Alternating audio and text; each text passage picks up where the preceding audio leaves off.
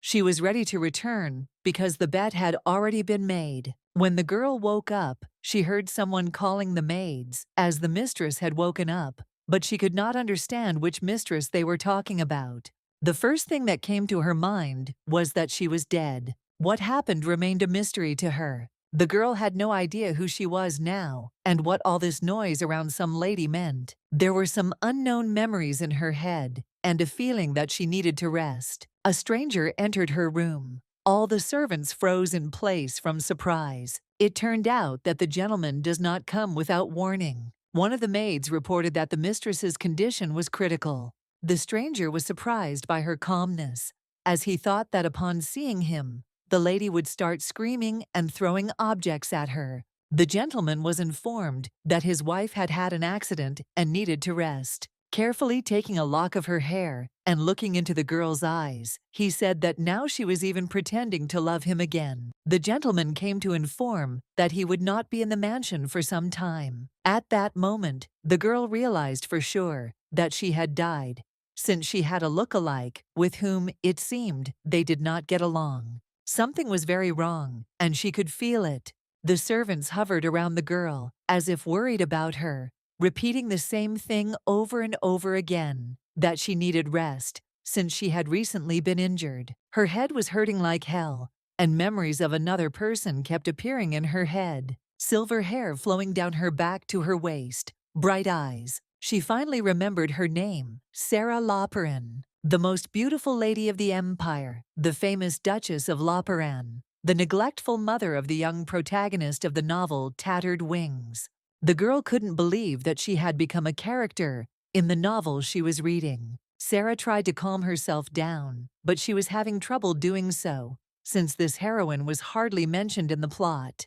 Could it be that she really became the mother of the main character, and this is not a dream? After a few minutes of acceptance, the girl realized that she would have to live here. Sarah was devastated that she became the mother of the main character instead of a supporting character, since her son was a completely inadequate killer. He was capable of killing even her if she got in his way. One day, a girl asked this madman to let her go, and he seemed to agree, calling himself generous. However, he warned that if he caught her, her legs would be bound with iron so that she would never leave him again. The protagonist of such a novel usually becomes that way because of his upbringing, especially when he has evil parents. In such cases, the main character gets rid of everyone who irritates him. Sarah was so hysterical that tears started flowing from her eyes. She thought that she had a bad relationship with her husband, and now she had a psychopathic son who would be obsessed with the heroine.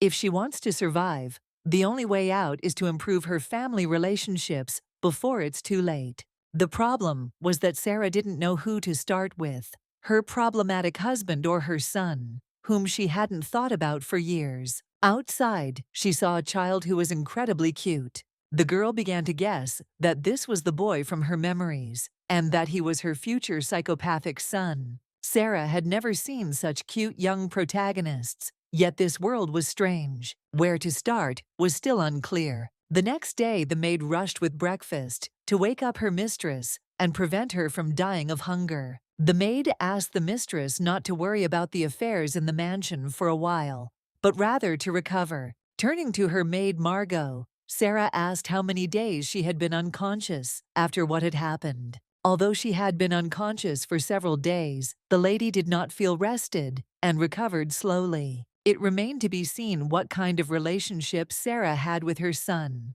because despite the strained relationship with her husband, he still came to see her after the accident. But she hadn't heard anything about the boy until now. Turning to Margot, the girl asked if her son Carl was busy now. The maid was very surprised that the mistress wanted to meet her son. In the novel, Carl was completely incapable of understanding the feelings of others. Now he was much younger than he had been then. Sarah should definitely make the first move, but she was scared. She was going to meet the boy as soon as possible, and at the same time, find out how damaged their relationship was, since it would take a very long time to restore it. Sarah asked the maid to take her to the garden to see her son. Before Carl met the heroine, the garden was so beautiful. In the novel, it was covered in thorny vines to keep her from escaping. Finally, Sarah saw her son sitting and having breakfast in the garden. The lady began to be touched when she looked at her son and the pleasure with which he ate the sweets. The girl found this child incredibly charming. Card noticed that someone was watching him and immediately shouted out who was hiding behind the bushes. Since Sarah was exposed, she had to come out and greet her son. With a displeased face, Carl asked what she was doing there. The lady asked the boy if he would mind if she joined him in his tea party. Without answering, the boy stood up and was about to leave his mother's unpleasant company. Sarah wasn't going to let him get away from her. She lightly took Carl by the hand and asked him to wait. Looking tenderly into his eyes, the girl asked him to give her mother just a minute. You could tell from the look in this little boy's eyes that he didn't expect this from his mother. With a sharp movement of his hand, Carl pushed his mother away, shouting loudly that he didn't need her.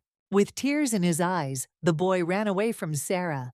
He tripped over a stone and fell to the ground, and the girl immediately rushed to him. Even though he was in pain, Carl screamed at his mother to get out. He knew that she was just trying to appear kind, but in reality it was all a lie. Sarah pretended not to hear this and tried to help her little son. Carl became even more angry and demanded that she leave immediately because he didn't need her. The baby's eyes were filled with tears from resentment and pain. By this time, servants had already arrived to help the baby get up and treat the wound. Sarah remained aside. That same evening, Sarah was restless. She kept thinking about the boy and his abrasion. She also realized that Carl hated his mother much more than she had imagined. Most likely, after this incident, the boy will not return to the kindergarten, believing that his mother took away his only place to rest. Carl must be very surprised by such unexpected changes in his mother. Sarah was going to figure out how to get closer to her son, but not so abruptly. After writing the letter, the girl called Margot to deliver it to Carl. The mistress confessed to her maid that she wanted to get closer to her son. Margot was genuinely happy for Sarah and promised to deliver the letter safe and sound. A few days later, when the boy woke up, he saw another gift. He didn't understand why his mother kept sending him this garbage. There was a teddy bear in the box, holding an envelope in its paws. In the letter, Sarah wrote that she asked the kitchen to prepare her son's favorite dessert and that he could rest peacefully in the garden, since she would not disturb him. There was also ointment for healing abrasions in the box. The boy could not understand what was happening to his mother, because just recently she said that her son irritated her. A servant entered the boy's room to make sure that Carl was awake. The man was surprised that the boy threw away all the gifts, but left the letter. The servant offered to help Carl get dressed, but the boy was independent and did not need help with such things. The boy looked at the bear, wondering what to do with it. The man suggested throwing it out again without the lady noticing. Carl decided to leave the teddy bear in the room and take the box to the trash. Noticing the servant's happy face, the boy explained that he kept the bear not because his mother gave it to him, but because he simply liked it. Carl had one more request for the man. Sarah's eyes sparkled with happiness. For the first time, her son sent her a letter back. After opening the envelope, the joy disappeared from the girl's face, and her son asked her not to send him anything else or write him letters. Margot tried to calm the lady down, but in fact, the girl did not expect success. The lady noticed that the letter was very beautifully written, and she was glad that Carl, at his age, was such a smart boy. She was still happy because it was the first time she had received a reply letter from her son. The maid was happy for her mistress, as she believed that Carl would certainly give his mother another chance.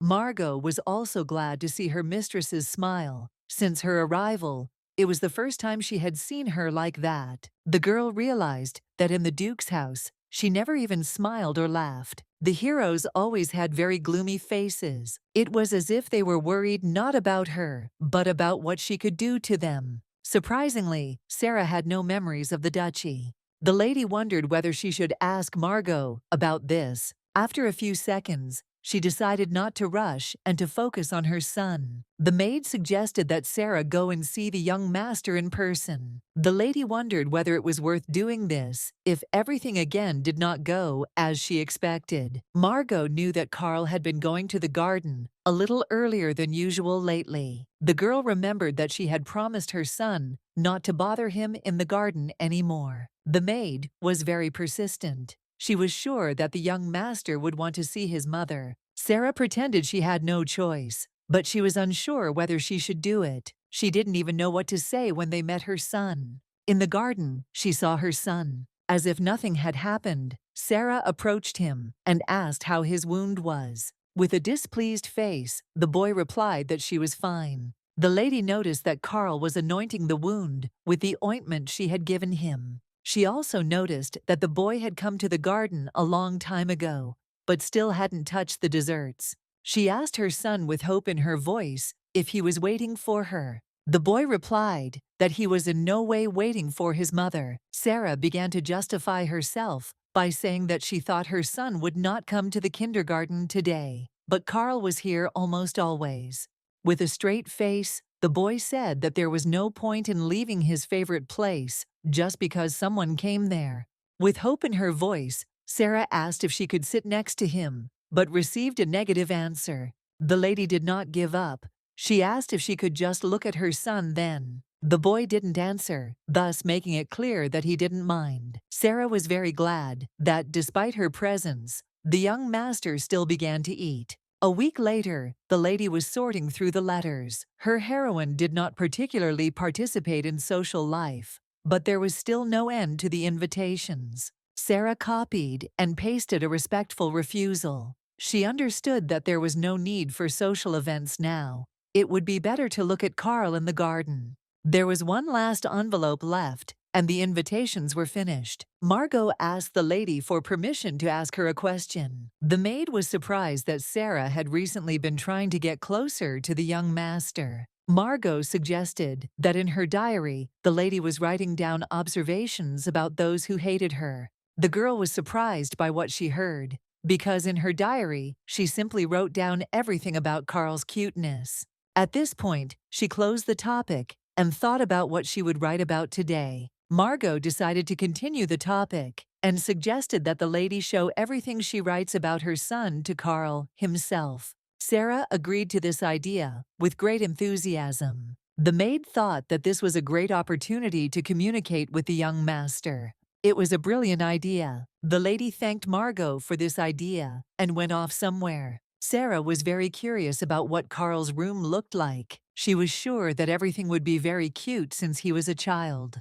The lady was sure that there would be a lot of toys in the room, which would make it seem even nicer. When she approached the door, she was incredibly afraid to even knock on it. Plucking up her courage, Sarah knocked on her son's door. Literally a second later, Carl asked who it was. Opening the doors, the boy saw his mother in front of him. He immediately tried to close the door and hide in the room, but she stopped him, saying that she would like to show him something. The little gentleman made a face and said that he was letting Sarah in only because he was in a good mood after the chocolate. Once in the room, the girl looked around and realized that she had expected to see something completely different. Having noticed the teddy bear that she gave to her son, the girl said that she was very glad that he treated this toy that way. A little confused, Carl began to hide the teddy bear, justifying himself by saying that he simply didn't want to throw it away. Returning to the purpose of his mother's visit, the boy asked what she wanted to show him. Opening her diary, the lady invited her son to read what he had written. A minute after reading it, Carl became angry and began asking with anger in his voice what it was. Out of anger, the boy found himself in the very center of a huge flame, which seriously scared Sarah. This was the skill of Duke Loperin in the novel. Only the one who inherited this skill can become the heir. The girl became incredibly happy that her son had this skill. It proved that she had a cool son. The boy felt awkward about what had happened and wanted to start making excuses, but his mother interrupted him, reassuring him that there was nothing wrong with it. Sarah thought that if Carl said he didn't like it, she would no longer write this diary. The lady did not understand how an innocent baby could grow into such a tyrant. She did not want to see how the boy harmed others and how he hurt the heroine. She decided that if Carl was loved and learned to love himself, then in the future he would also become different. Sarah decided that from now on, she would become a real mother for the young gentleman. Gently cupping his face in her hands, she asked him to devote at least 10 minutes a day to her. Carl sincerely did not understand his mother's request. The girl apologized to the boy for acting so late, but she was going to teach him something. Sarah was going to teach Carl how to treat someone with respect, to love and care for others, because no one had explained such important things to this child.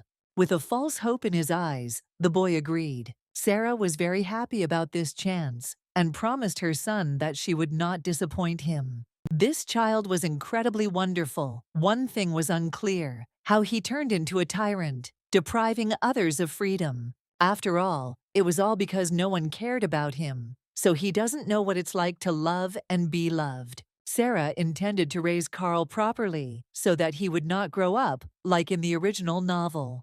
While having a meal with her son, the girl wondered where she should start. She asked the child what he would do if he caught the beautiful bird. The boy thought for a moment, but after a minute he replied that it would be necessary to make a secure cage. Sarah took it as her son wanting to give the bird a house, and she thought it was adorable. In the end, Carl, with excitement in his eyes, added that if he liked the bird, he would close it so that it could not go anywhere. No matter how much the girl thought about it, it seemed that her son's inner villain was gradually revealing itself. The next time Sarah suggested that her son read a book, he agreed without thinking twice. The girl couldn't understand what her mistake was. Was the boy really like that from the very beginning? She smiled, looking at her son, but in her soul she wanted to burst into tears with all her might, not knowing what to do next.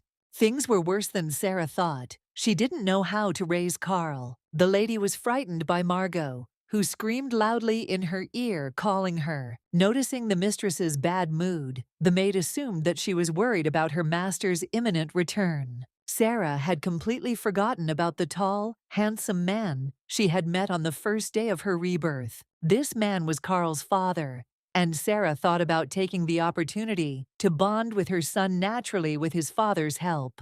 To begin with, she decided to come up with a plan to bring her sweet son closer to his father. Margot reported that barring any force majeure, the Duke should return in 2 days. The maid knew it was a sad question, but she had to ask if her mistress would hide when her master returned. The girl did not understand what this question was about.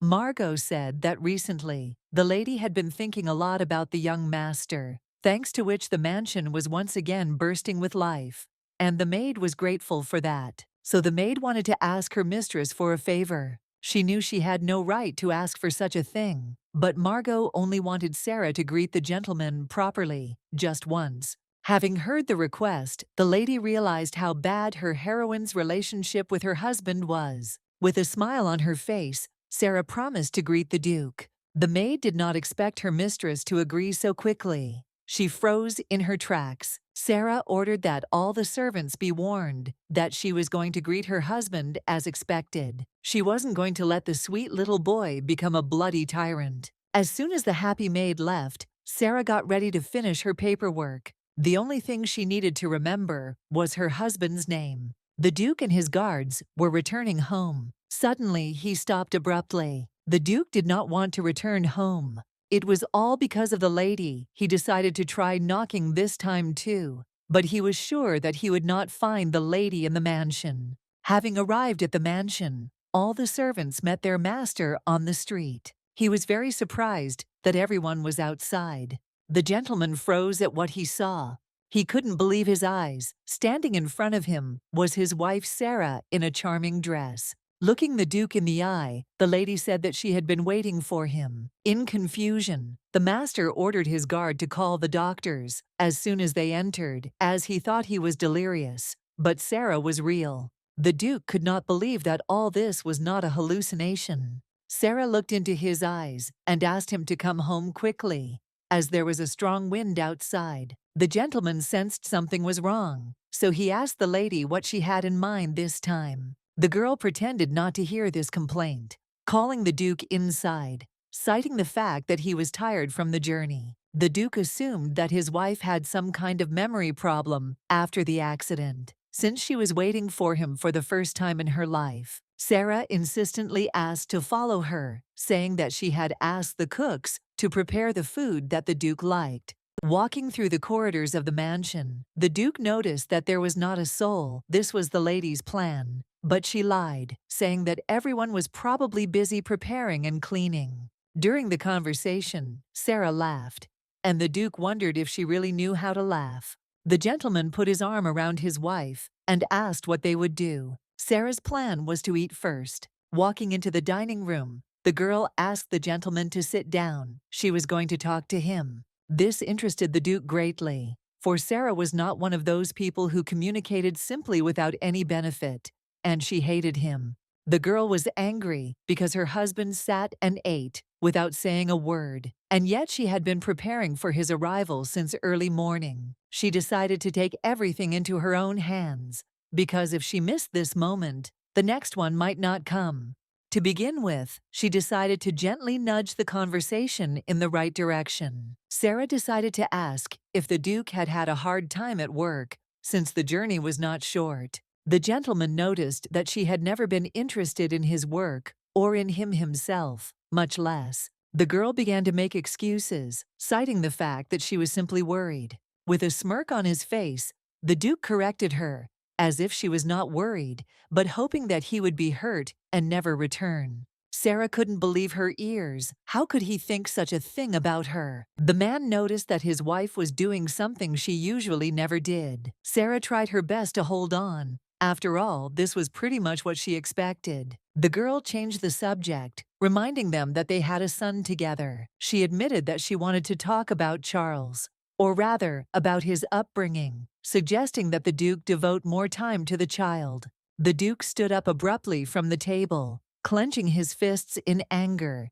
He reminded that his wife had said that she hated him, and now she was offering to raise their son together. Sarah tried to approach the Duke to explain everything, but he took a step back and demanded that she not approach him. The girl tried to prove that she was not pretending, but her words against the master's words were worthless. It was the same with Carl. No matter how hard she tried, she was very hurt, because Sarah wanted to resolve the matter peacefully, but the Duke was very angry. Despite all this, the girl was not going to allow her son to grow up as a second-rate character. The Duke turned and headed towards the exit. Before Sarah could even finish, she started shouting after him to wait. When the girl rushed after her husband, she stumbled and began to fall. The Duke arrived in time to catch his wife. The girl began to cry, repeating that she knew he didn't like her, but for the sake of their son she was ready to do anything. He couldn't believe his ears. Sarah hadn't finished yet, but she couldn't speak because of the pain.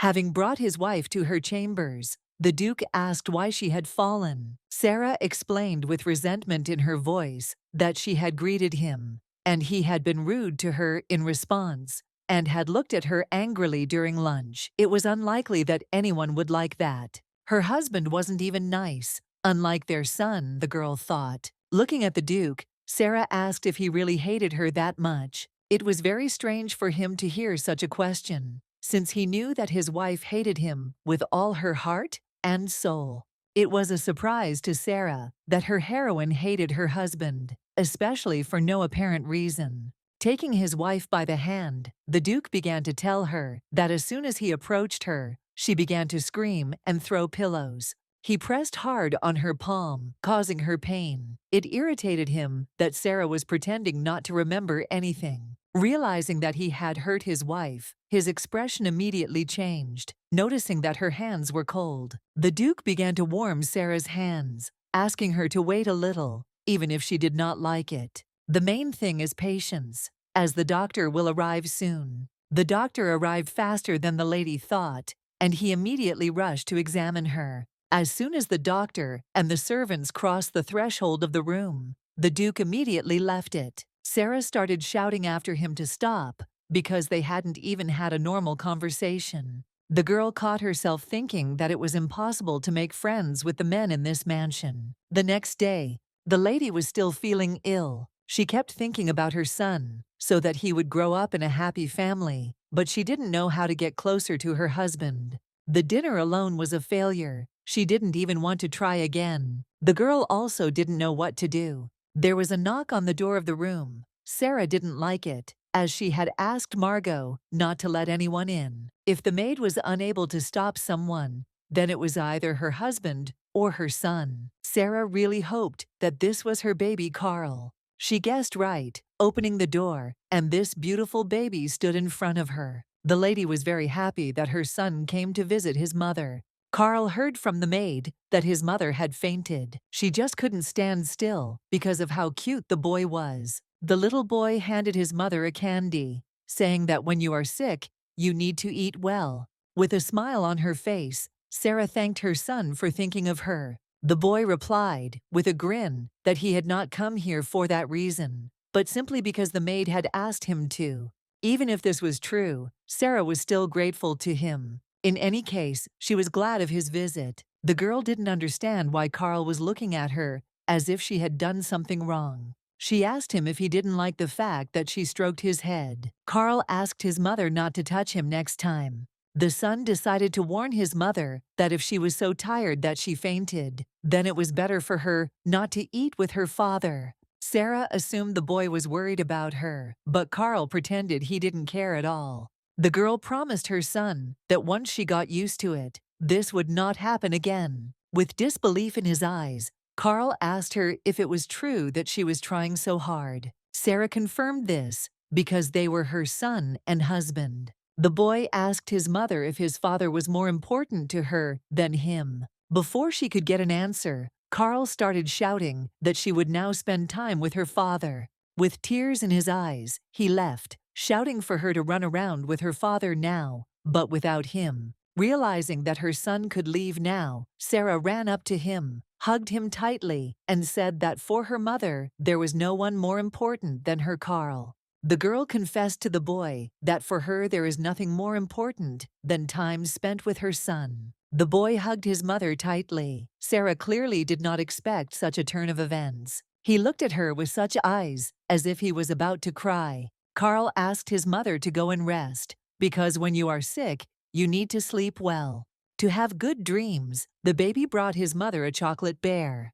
Her heart was breaking for this beautiful baby. A couple of days later, based on reliable information from the chef, Sarah prepared a gift for her son. Despite the persuasion of the cook and his assistants, the lady personally prepared a surprise for her son. The girl really hoped that Carl would appreciate her gift. The boy, as usual, was in the garden. Upon seeing his mother, he immediately asked how she was feeling and if she was feeling better. With a smile on her face, Sarah replied that his advice had made her feel better and that she was very grateful for his time. The little gentleman came as he promised, thus keeping the promise he made to his mother. Turning to Margot, Sarah asked her for help. The girl brought a pie that she baked herself to try with her son. Carl's eyes lit up when he saw the walnuts. He wanted to grab the cake with his hands, but he knew that nobles were supposed to eat with forks. Margot came to the rescue. The girl said that the lady had been trying since the morning, so this pie can be eaten in any convenient way.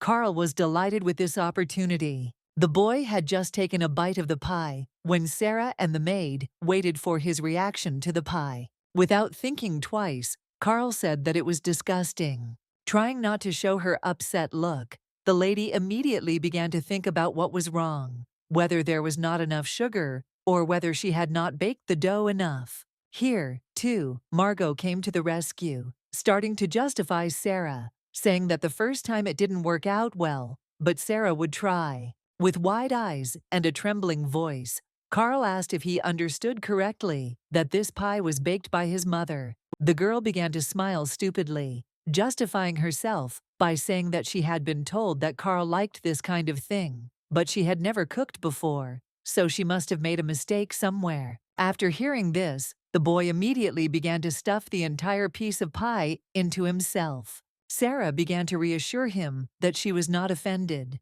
and that there was no need to force herself to eat something she didn't like.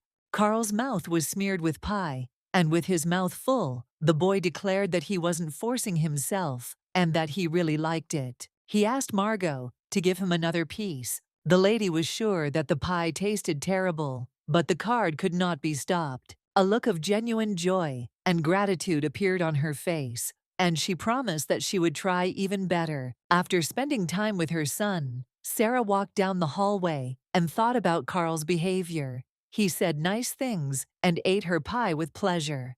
For the sake of such a beautiful baby, she was obliged to get closer to her husband. Knocking on the Duke's door, she announced that his wife had arrived. The door was opened by Robert Moore, Duke Loperron's right-hand man. He informed the Duke that the lady had arrived. Without looking up from his work, the man asked what had happened. Sarah asked for a moment, as the servants had some problems, and she had come to ask for advice. With an imperturbable face, the Duke answered briefly that he was busy. Sarah didn't answer and didn't move from her spot. The Duke repeated that he had business to attend to and did not intend to talk to his wife. Putting on his well-practiced social smile, Robert said he had business to do and was about to leave the office. Looking menacingly at his assistant, Duke Loperron said that he had no business and would not go anywhere. Robert couldn't believe his ears because his master was so excited. Before the arrival of his mistress,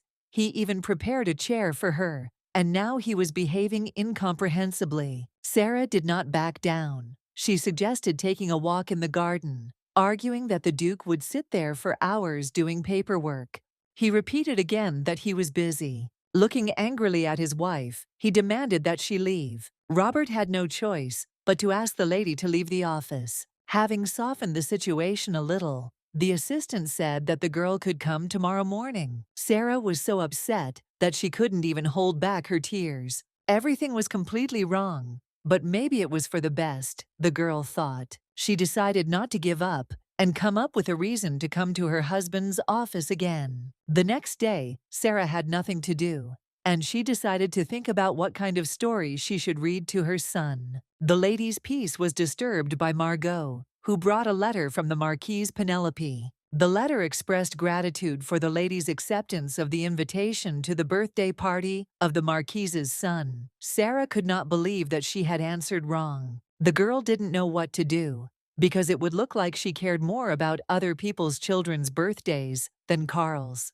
It seemed that the ball was supposed to take place in 2 weeks. Sarah had already heard about this family somewhere. Finally, she remembered Ron Penzel's family. In the novel, he was the main character's assistant, and Carl killed him. Sarah now sat and consoled herself with the hope that her son would not hurt anyone again. She knew that everything was in her hands, and she would not allow her son to do this, but would raise him correctly. Sarah stood up abruptly and asked Margot to take her to her son. Robert informed the Duke that his wife was due to arrive soon, and his assistant could not believe that his master saw her every day. All this seemed very strange to the Duke, because after the accident, his wife was like a different person and stopped avoiding him. Before, she didn't even allow anyone to touch her. After a while, she stopped even looking in her husband's direction. He just wanted Sarah to smile at him at least once in the morning. The girl was always cold. The Duke thought he would never see her smile again. Now everything had changed. She brought him tea, offering to have a snack together. She suggested patrolling the area together. She expressed a desire to eat some pie together and talk at the same time. The Duke hoped that his wife would smile when she arrived today, although it was unlikely. The gentleman's thoughts were interrupted by Robert, who thought that the Duke was working too much. The assistant also noticed that Sarah was late, suggesting that the gentleman go and find out everything. The man suddenly stood up from his chair and said that he was going to go for a walk, since he could waste away in this office. Robert tried to stop him, pointing to a whole pile of documents. Looking at his assistant, the Duke reminded him that it was he who should help him. Robert only shouted after the gentleman that if he was after his wife, she was usually in the garden. The man pretended not to understand what his assistant was talking about. Walking down the corridor, the Duke heard his son's voice. Sarah tried to prove to her son that she was not lying. Carl knew that his mother always came to his father first, even though she told him that he was the most important to her. The boy asked his mother if she liked being with the Duke. The gentleman certainly didn't expect to hear such a conversation, but he became very interested. He felt ashamed of himself, stood at the door, and eavesdropped. The Duke had had a feeling in his heart for so long about his wife Sarah. He heard the girl explain to her son that he was much more precious to her. Taking Carl by the hands, Mom began to explain that this was why she'd come to him first, to find out if he wanted to play with the son of the Marquis of Penzl. The boy looked at his mother with distrust. The lady said that she had been invited there to a party in honor of a child's birthday and invited Carl to go with her. The boy was silent for a second, but then asked if he needed to bring a gift. Sarah didn't quite understand the question, but explained to her son that it would be better if she brought the gift. Tears flowed like a river from Carl's eyes. He pushed his mother away, shouting that she had never given him anything. Sarah realized her mistake.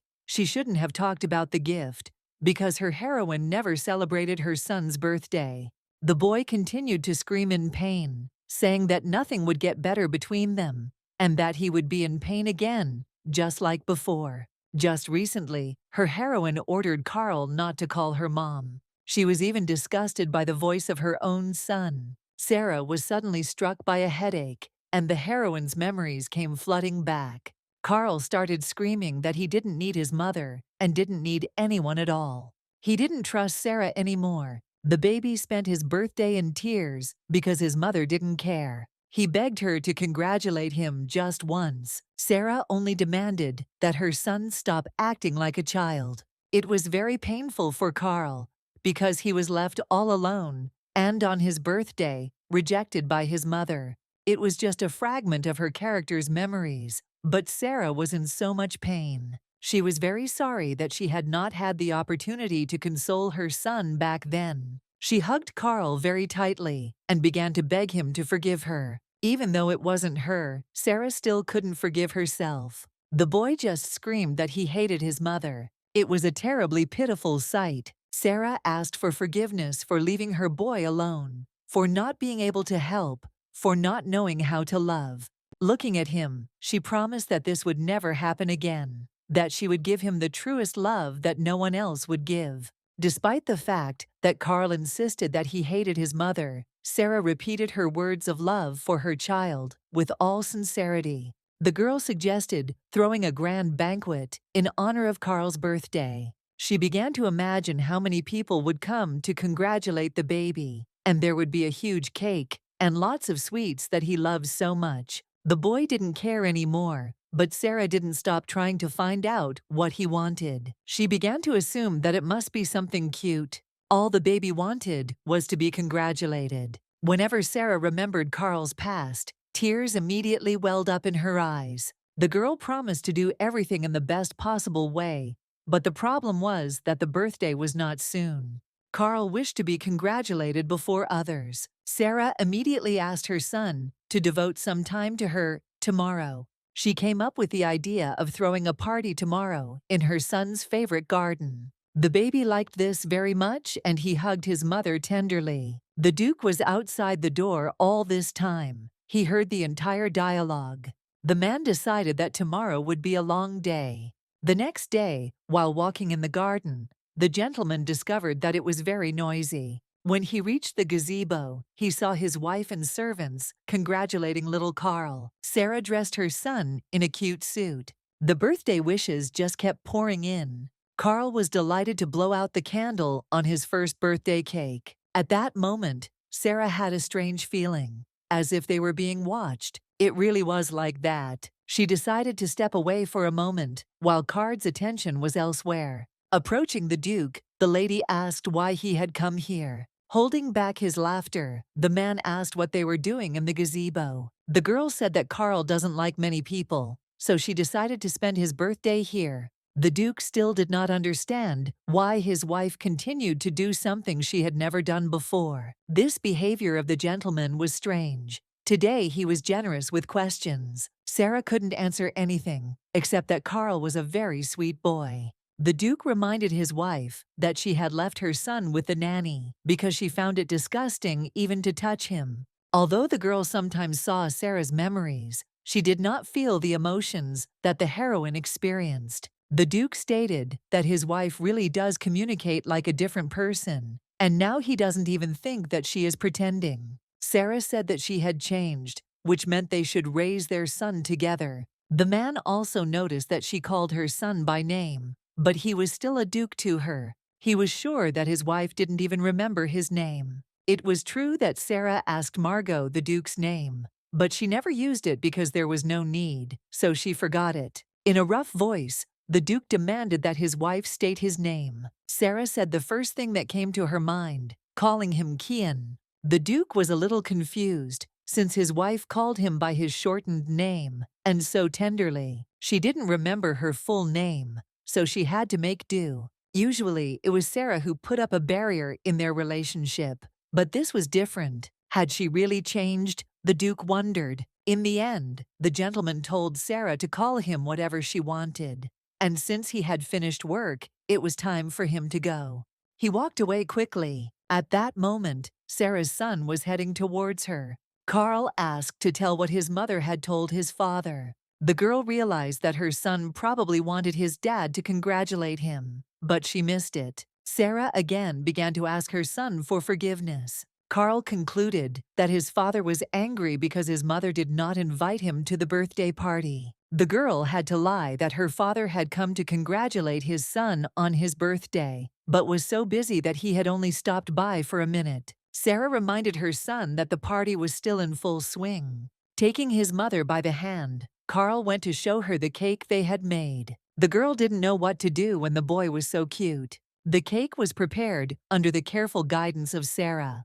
Although she did not make it herself, she chose the ingredients carefully. With hope in his eyes, the boy asked his mother if she would congratulate him next time. The girl promised, of course, not to forget, because it was the day her dear son was born. This party was for the missed times. Sarah promised that the next one would be even more fun. This child looked at her with great hope in his eyes. A wave of terrible sadness suddenly washed over Sarah. There was a great pain in her chest. Words from her memories floated into her head, but she couldn't understand what it all meant. Finding tears in his mother's eyes, Carl immediately offered her sweets, as they made him feel better. He handed his mother a piece of cake so that she could try it. The girl happily ate the piece given to her by her son. The cake was truly delicious. It was all very strange. Sarah thought that memories shouldn't make it so hard for her when she was so happy. A couple of days later, Sarah breathed a sigh of relief once she had finished her work. Margot hoped that the lady would go to the Duke, but she obviously had other plans. Without even looking up at his mother, Carl asked why she had come, since he doesn't communicate with those who don't keep their promises. Once again, he forgave her, reminding her that he should be more important to her than anyone else. Sarah hugged her son tenderly, saying that there was no one more important to her than him. A few minutes later, the girl was already in her husband's office with tea. Today, no one drove her away, but the Duke really had a lot of work. He didn't have time to talk, but he allowed his wife to just sit in the office, and now he promised not to forbid her from coming to him. He asked again if he remembered correctly that his wife had called him Kian. Since she called him so affectionately, the Duke assumed that Sarah would now come to him first. This question made the girl hysterical. She didn't know how to deal with both of them at the same time. Margot had a solution to this. Sarah was already overjoyed. She couldn't wait to hear the solution to this situation. Everything was perfect in theory, but things didn't go as Sarah planned. The lady shared with Margot her idea of getting closer to both the Duke and her son. In that case, the maid suggested that they all meet together, assuming that everyone would like it. It would be wonderful to do this over tea. Anyway, Sarah often visits her husband lately. Sarah immediately agreed, because when she is alone, she always feels awkward. But with Carl, it will certainly be fun. Having done so, the girl came to the Duke with her son. But silence reigned in the office. Carl turned his attention to his mother, who wanted to somehow start a dialogue, and with a serious face, asked what she needed. The Duke immediately picked up on it, thinking that his wife needed something. The girl broke into a stupid smile, making excuses. With a stern look, the Duke reminded him that he had asked his wife to call him Kian. Putting her arm around her son's shoulders, Sarah said she just wanted to call Carl. The boy did not understand what his mother wanted. She reminded her son that in a few days they were going to a birthday party together. Looking at his father, Carl said that he remembered that he was going there only with his mother, trying to distance herself from this dialogue.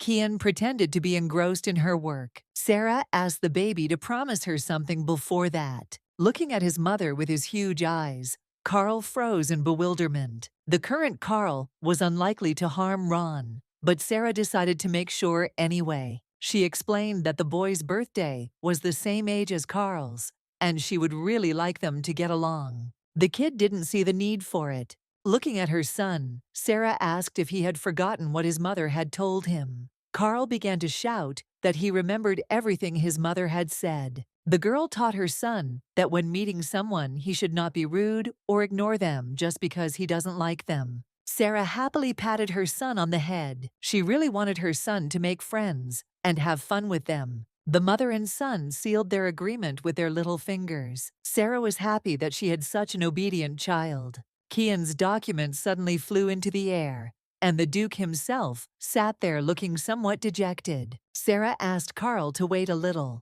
Approaching her husband, the girl asked if everything was okay with him, or if he could call a doctor. Taking his wife's hand, Kian replied that there was no need for that. Looking into Sarah's eyes, the Duke asked if his son was really that good. The girl did not understand the question, because the answer was obvious, especially since this was their common son.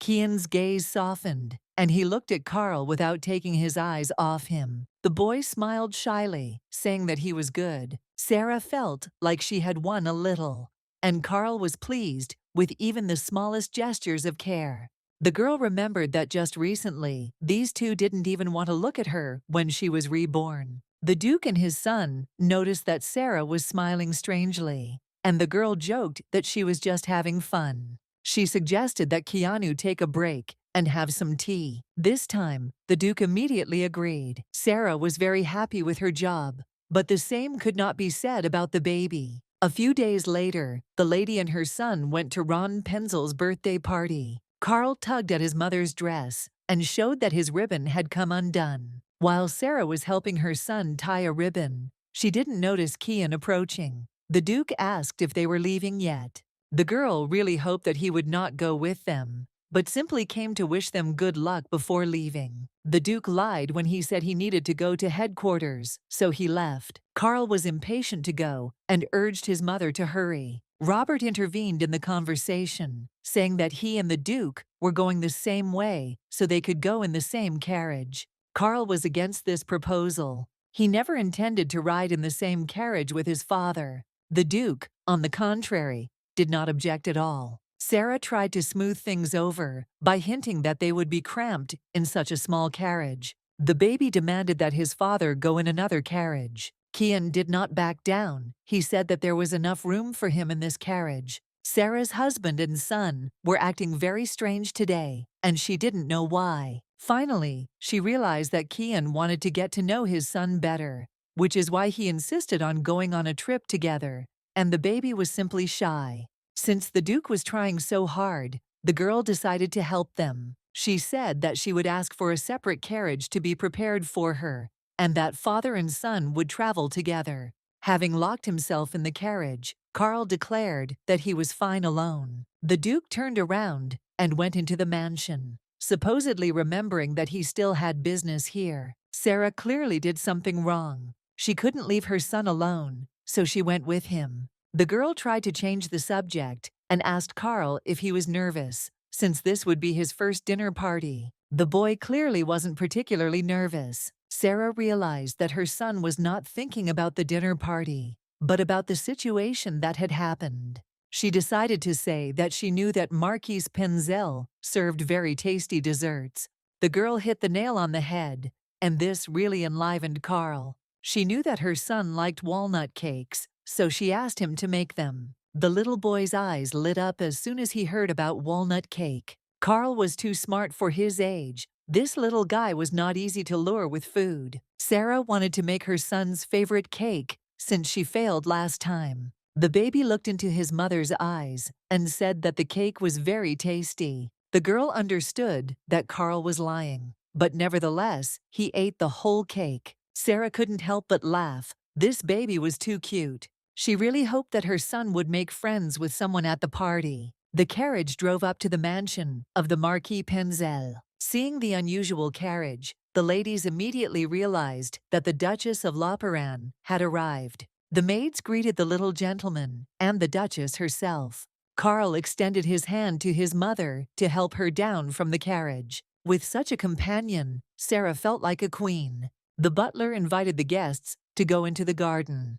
There was a large cake on the table, but Carl noticed that the cake for his birthday was bigger. Sarah noticed how her son tried so sweetly to hide his interest. The Duchess was met by the wife of the Marquis of Penzel. She was glad that Sarah accepted her invitation, although she did not expect it. The girl thanked Mrs. Penzel for the invitation to the banquet. Noticing that the Duchess had not arrived alone, the lady was delighted, since Ron had no friends, and she would very much like the boy to make friends with someone. Although Carl looked unhappy, he was actually glad to be here. Sarah expressed a desire to meet the son of the Marquise Penzel. There were projectors in the garden, so guests could see Ron's sweetest moments. Sarah was very surprised that projectors exist in this world. She immediately wanted a camera to film her beloved son. Without waiting, the girl asked the Marquise where to purchase such equipment. Holding a small flame in his palm, Carl categorically forbade his mother to take it off. The girl was upset because she would have to capture her son only in memory. The party was still for children, and their mothers sat separately, where the Duchess was invited. Carl grabbed his mother by the dress, and his eyes showed concern that she was about to leave. Sarah reassured her son by promising that they would only be separated for a short time. Seeing the surprise in the eyes of the Marchioness Penzel, the Duchess explained that this was Carl's first meeting with his peers, since she did not often attend such events. The Marchioness expressed hope that they would now see each other more often, as this was an excellent opportunity to talk about children. The lady introduced the Duchess of Loparan to the ladies. Sarah was clearly not very welcome, since everyone had only heard about her, but no one had ever seen her. To somehow diffuse the situation, the Marchioness invited her guest to try their delicious cookies. The girls clearly found a common language, which the other ladies did not like. Since everything was in place, one of the ladies decided to ask a question. She started by saying that she recently got herself a dog. Keeping dogs was not a cheap business. At the end of her story, this unpleasant person asked what to do with dogs that do not obey their owners. The question was addressed personally to Mrs. Loparan, and there was terrible surprise on Sarah's face. In that case, the Duchess suggested training the dog better. The ladies clearly disagreed with her, believing that there was no point in keeping disobedient animals, and that it was better to throw them out into the street. The ill-mannered people began to mock, hinting that the little dog was traveling on the road and didn't know his place, but at the same time, he looked very good. They also hinted that this little dog had forgotten why she was sold. Did they really talk about Sarah, and also mention the owner? Supposedly, he is a foreigner. The Duchess assumed that Kian was a foreigner. In the end, the lady thanked Sarah for sharing her opinion, adding that her dog was quite stupid, but she would try to train it. The Duchess could not believe her ears what this woman was allowing herself to do. They said that high society was a battlefield, but Sarah had gotten herself into a strange battle. She really wanted to see Carl, to see if he was having fun there. It turned out that this was not all. The unpleasant person remembered that Madame Loparan was going to invite guests to the mansion. She clarified whether this was true. Sarah smiled and confirmed. The lady did not think that the Duchess would be allowed to do this because she could not go against the Duke. Sarah assured her mistress that her worries were unnecessary, since the Duke did not forbid her to invite guests. Marquise Penzel turned her attention to herself. deciding to share her opinion on the previous topic. She had a beautiful parrot, but sometimes it said strange and incomprehensible things. The parrot was rude and rude. Unfortunately, the Marquise could not do anything about it, since it was a bird, not a person.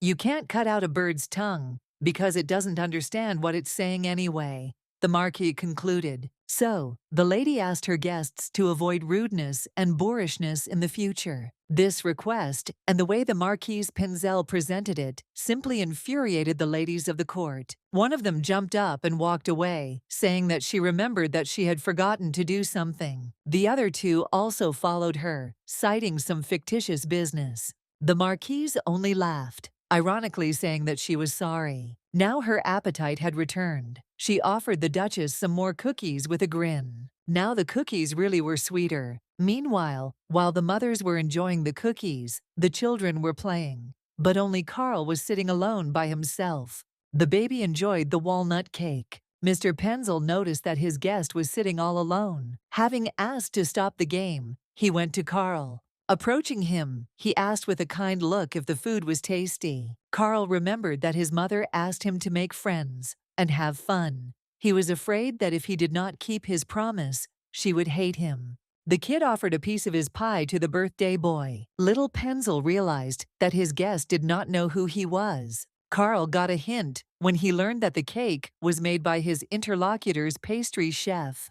He immediately realized that standing before him was Ron Penzel, the hero of the occasion. Looking at his guest, Ron asked if he was jealous of him. Carl didn't envy his new acquaintance in the least. For some reason, this surprised little Penzel. Carl got off his chair and asked Ron why he came up to him when they were already having fun. The birthday boy thought that Carl looked more interesting than them, and leaving him alone was very rude. The boy began to boast that his mother always praised him, asking his guest if his mother praised him.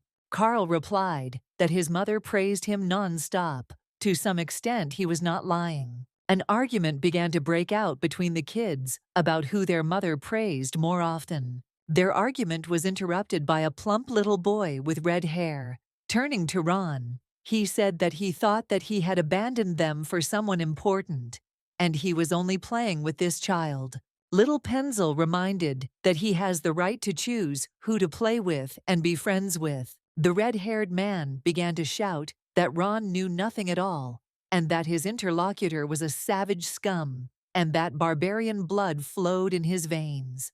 His mother, who was as ill-mannered as he was, told him that if he went near Carl, he would be cursed for life. Stretching his hand toward the impudent man, Carl asked if he could answer for his words. The stranger was not one to be easily timid. Charles remembered Robert's words that he was a member of one of the most noble families of the empire, above which only the family of His Majesty, and in order to match his status, he studied manners. Little Loperin thought that when the stranger grew up, he would be afraid to even raise his head in his presence. And all this was just empty chatter. Finally, as calmly as possible, Carl replied that he was well aware of all the rumors, and the impudent fellow was apparently not smart enough to watch his language in the presence of the future duke. What he heard made him angry. For a second, Carl regretted mentioning his father. He wasn't going to do anything anyway. Besides, he promised his mother that he would get along with the kids.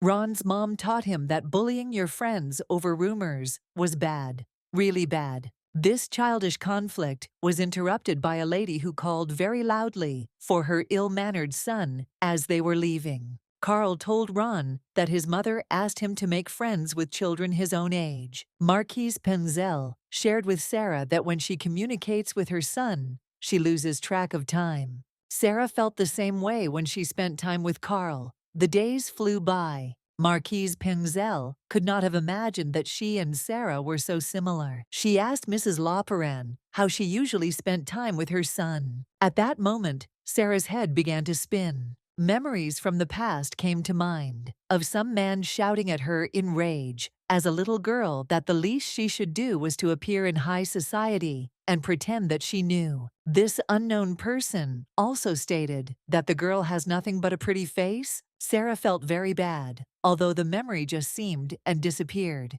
she assumed that it was her heroine's father. Marquise Penzel immediately came to the rescue, seeing that her guest was not well. The Duchess lied when she said she was just wondering if her son was doing well. In that case, the girl suggested going and visiting the children. Sarah happily agreed. The Duchess really hoped that her son had not fought with anyone during this time. She believed him, but she still read the novel, by which time his abilities had already manifested themselves. As Sarah approached the children's area, she realized that something had happened. After the Duchess heard her son crying, her heart seemed to stop. Seeing this unpleasant person and her son, the girl began to guess who was behind this. She immediately began to call Carl. With tears in his eyes, he rushed to his mother. The baby hugged his mother tightly. Sarah tried to calm him down as quickly as possible. When the tears stopped flowing from Carl's eyes, she asked what had happened. The girl was very angry that someone dared to offend her child. Seeing a face that was already familiar to her, Sarah immediately guessed what was going on. She demanded an explanation from Mrs. Cherty. This unpleasant lady began to mumble something to herself. She immediately began to justify her son, saying that he had made a small mistake. Sarah was furious that her son was crying because of a small mistake. Madame Cherty did not know what to say. She was all sweating from excitement and fear. Little Penzel intervened in the conversation, wanting to tell everything. The Marchioness reminded her son that she had told him more than once not to associate with ignoramuses because he was a member of a noble family. The Marquise Penzel began to ask forgiveness from Madame L'Opéran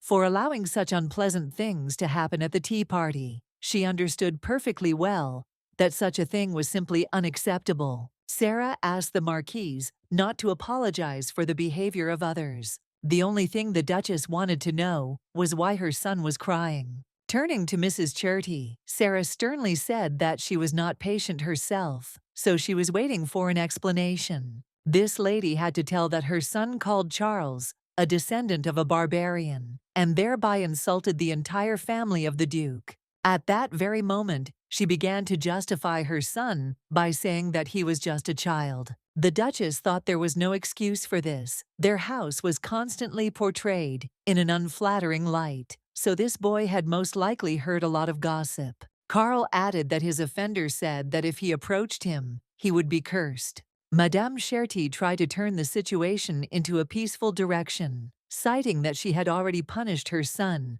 and that today was such a good day. Sarah was very angry. She witnessed this woman hit her son. She ordered her to apologize to her son for daring to raise her hand against him. Then, Madame Cherty grabbed her son by the hair and started yelling at him to apologize to Carl. Without waiting for the child's reaction, she swung at him with all her might. Sarah started screaming to stop this crazy woman. Putting on a sweet voice, Madame Cherty apologized for her son's behavior, saying that she didn't even know who he had heard such things from. Trying to reach out to Carl, Sarah screamed loudly for her to move away from them. The Duchess was furious that Madame Cherty was going to touch Charles with the same hands that had hit her child. Sarah promised to tell her husband about this personally. The lady began to beg the Duchess to wait. Tears flowed from the eyes of Carl's offender. Sarah felt very sorry for the boy. Technically, he was not guilty of anything. Children are not toys, but people, Ms. L'Opéran said. She believed that there was no forgiveness for such a thing. Hugging their son tightly, they headed to the carriage to go home. Sarah decided that upon her return, the first thing she would do would be to go to Keanu, since this was not only an insult to her husband, but to their entire family. The girl asked her son for forgiveness for the fact that they had to leave so abruptly. Carl began to say that he had behaved well, had not quarreled with anyone, and had kept his promise. Taking his mother's hand, he asked her not to leave him. Sarah hugged her son tightly and asked him why he thought she would leave him. It was always like this in Carl's life. The Duchess understood what he was afraid of. Only 2 months had passed since they had made peace. Sarah still didn't understand why her heroine was so cold towards her son. Whenever Carl said something like that, her heart would break into tiny pieces, as if he really was her son, and not just the main character in a novel she had read. Once again, Sarah promised that she would always be there. The kid hated it when adults lied, so he asked them to keep their promise. The Duchess was proud of her son. In that situation, he did everything right and behaved bravely. For this, she promised to fulfill one of his wishes. Carl's eyes lit up. He asked to read him a bedtime story. The thing is that one boy boasted that his mother reads him fairy tales before bed. Sarah wondered who they were talking about. Carl explained that he meant Ron, the boy he had befriended. This news made the girl very happy. She asked her son to introduce her to him next time. Sarah also promised to prepare a place for the boys where they could play peacefully. For some reason, Carl didn't really want to meet him, but if there was a walnut cake, he was ready. The girl agreed to this, saying that she would ask the kitchen to prepare it, especially for her son. The Duchess and her son returned home at sunset. It had been a long day. Summer was just around the corner. Sarah suggested to Carl that they go boating when it got warmer. The boy was surprised by this proposal. In her dreams, she went boating with Keen and her son, so she suggested to her son that he make it happen. When Carl heard about his father, he was a little upset. Sarah began to explain that Dad loved his son just as much as she did. If his mother promised never to abandon Carl, then he wouldn't mind. The girl explained that she was trying only for the sake of her beloved son. The next morning, Sarah sat and wondered what Lady Cherty had meant at that dinner. Was her heroine really forced to marry Kian? And why was he called a barbarian? She also did not understand why the mother left her son alone, and why the husband believed that his own wife hated him. The rules of etiquette and the norms of society seemed to have been with Sarah from the moment she arrived here. But she remembered nothing about her family. Something was wrong here. She had to remember what she had forgotten. The girl called her maid Margot. She asked her if there were any prejudices about foreigners in the empire. The cup of tea fell from the maid's hands, her eyes wide open at what she heard. Margot asked the lady why she suddenly became interested in this. Sarah explained that something unpleasant had happened at the meeting with the Marquise Penzel.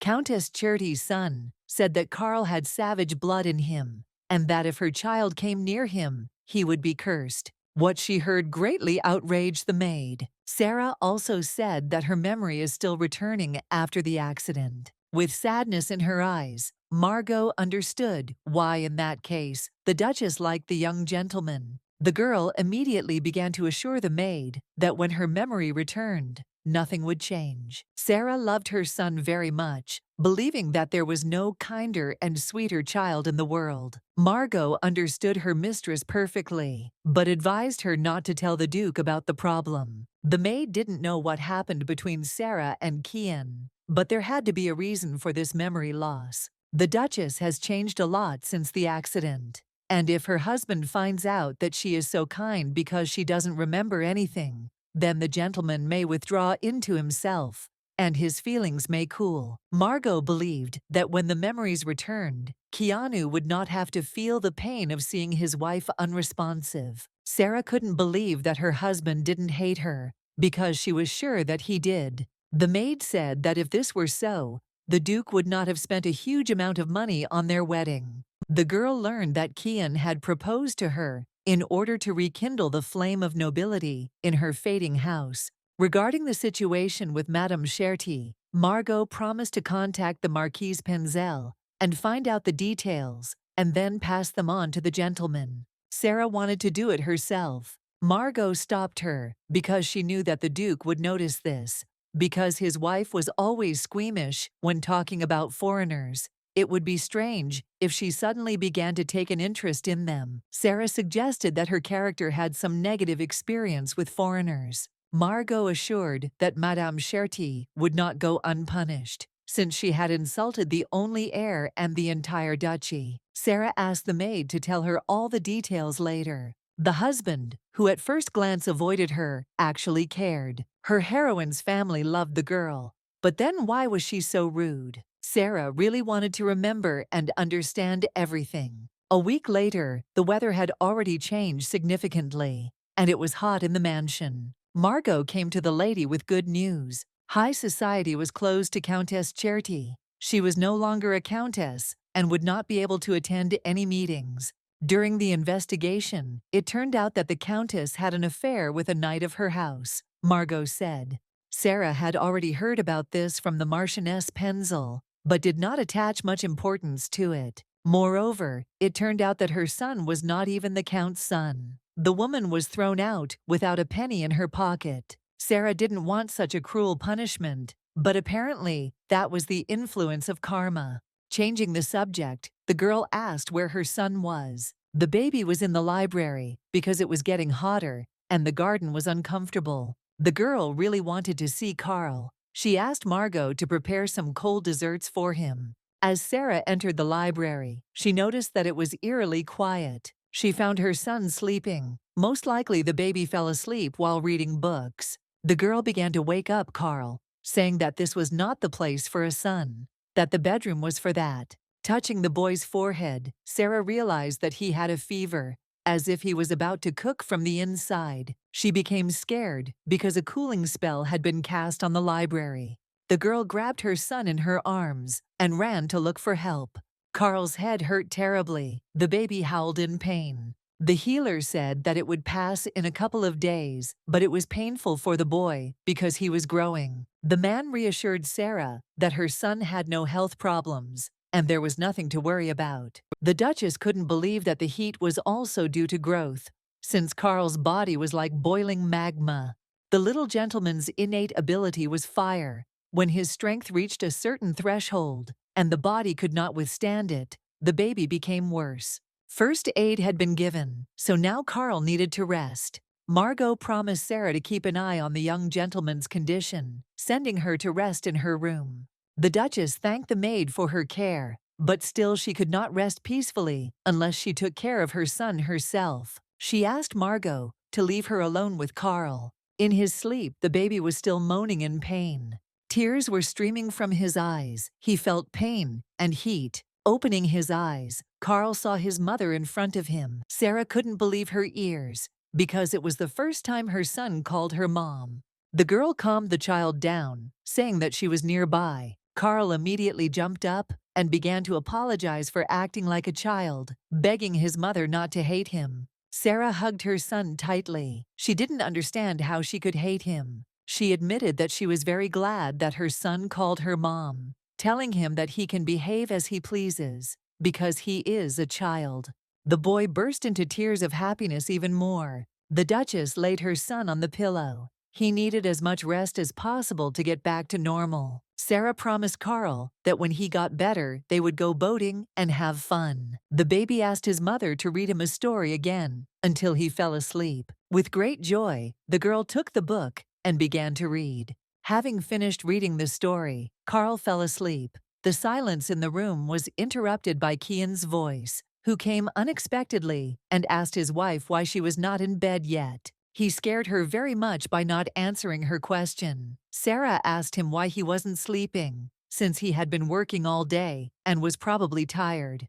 Touching his son's forehead, Kian made sure that the fever was subsiding. The girl was already glad that her father was worried about his son, but the Duke said that since Carl was the heir, he should be sure that everything was fine with him. Sarah realized that he was lying. The Duke was tired from working late, but he himself came to his son. The girl said that she would stay with her son all night. The Duke didn't like this idea. He decided that his wife was up to something. If she is the one he knows, this was all very strange for Kian. Sarah tried to convince him that she had changed, but the Duke stood his ground, believing that people do not change with the snap of a finger. He had this opinion because he was sure that his wife hated him and Carl. The Duchess replied that it had once been so, but now she loved her husband and son, especially her son. Looking Sarah in the eye, Kian said that this meant that this was why she got angry at Countess Cherty when she insulted Carl. The Duke extended his hand to his wife, asking her to take it. Sarah noticed that his hands were shaking violently. It was all very strange. Just recently, the girl was disgusted to touch her husband, and now she calls him by name and even holds his hand. Looking closely at Sarah, Kian asked if she had lost her memory in the accident. If the wife had lost all her memories, That would explain everything, which is why it was so easy and pleasant to be with her now, the Duke said. The girl pursed her lips in fear. Everything was going so well, and then she screwed up. If this hadn't happened, Kian would never have found out. He wouldn't know how happy he could be when Sarah didn't hate him. The Duke hugged his wife tightly. He whispered in her ear that he fell in love with her smile, bright as a ray of sunshine. Kian fell in love with the sound of her timid whispers, her gentle voice, and everything about Sarah. The Duke was sure that when his wife's memories returned, they would no longer be able to be close.